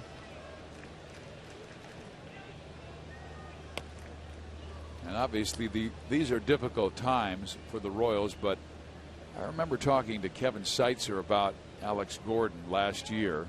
Kevin was the hitting instructor last year, and he really said that part of the problem was that Alex cared so much, and he was almost grinding the bat to sawdust when he was young. Now he's relaxed. Yeah, look at those hands. He's wiggling them, keeping them loose. You learn a lot in this game. It's a game of adjustments. Sometimes you don't experience failure, you don't adjust. Now you get humbled. It's amazing what the game will do to you. It opens up your mind more, and you're going to listen to a few more influences from your hitting coach. Gordon humbled himself, and he went down. They worked on some stuff. And he's seeing some results now. Kahn will cover. Gordon is out. Joe Goldberg and Jeff Montgomery waiting patiently for their post-game show after the game on Boulevard Royals Live. We come to you from Kauffman Stadium, game 3 of this 4-game series, and they have not gone well, with the Angels winning 5-4, 5-2, and shutting out the Royals today 7-0. Billy Buckner, who's drafted the same year as Billy Butler. Butler first, Buckner second. He shut out Kansas City for 5 innings. That pitch rides high.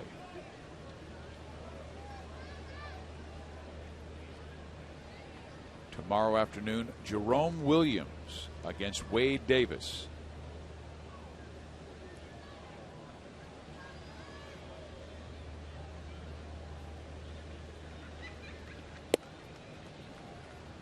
Kahn's got a pretty good fastball, mid-90s, slider and change.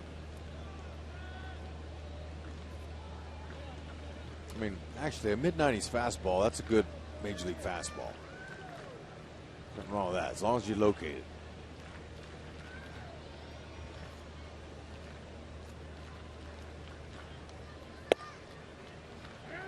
Two and one.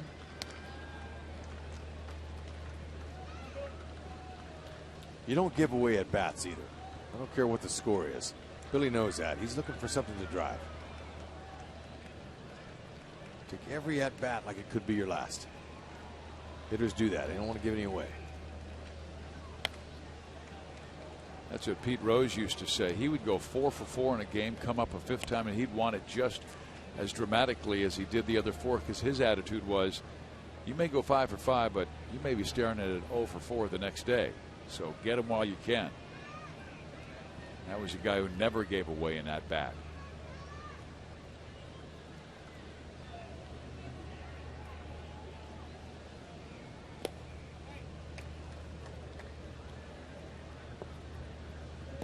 Butler just 2 hits in his last 18 at bats. He has walked 5 times in this series, and a lot of guys, teams, staying away from Billy Butler, pitching around him because of the rest of the team protecting him has not picked it up.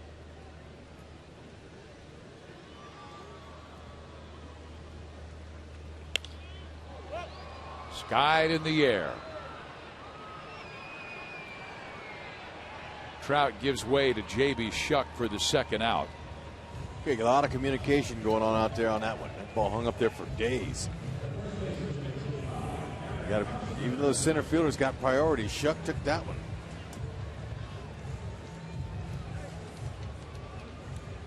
Now we will see Eric Hosmer step to the plate. Eric 1 for 3 today. Could have had a hit back in the second inning, but he bunted his way on, but Alberto Callaspo made a very nice play to throw him out. Then he lined out and singled. Ball 1.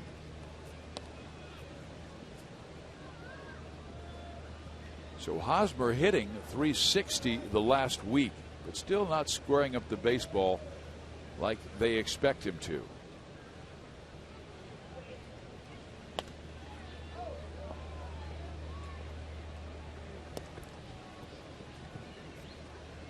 You know, they've been working a lot with Hosmer in his front foot. Okay, so they're trying. Sometimes he picks it up and sets it down. Sometimes he charges hard. But I think most success when we saw him a little bit earlier when he was hot is he was just getting up on his toe and he was turning it in, and that was keeping his hip closed so he could stay in longer.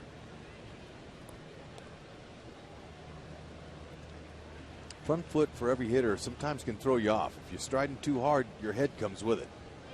Head moves, so does the ball.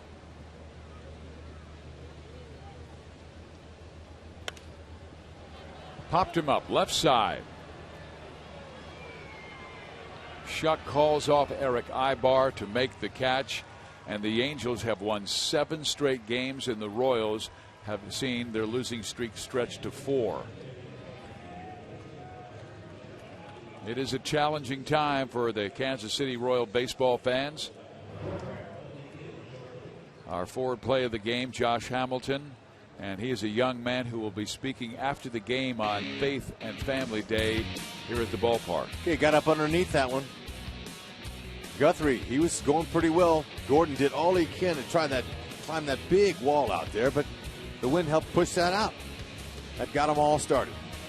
So Kansas City is now 21-25 this year. The Angels, meantime, are 22-27.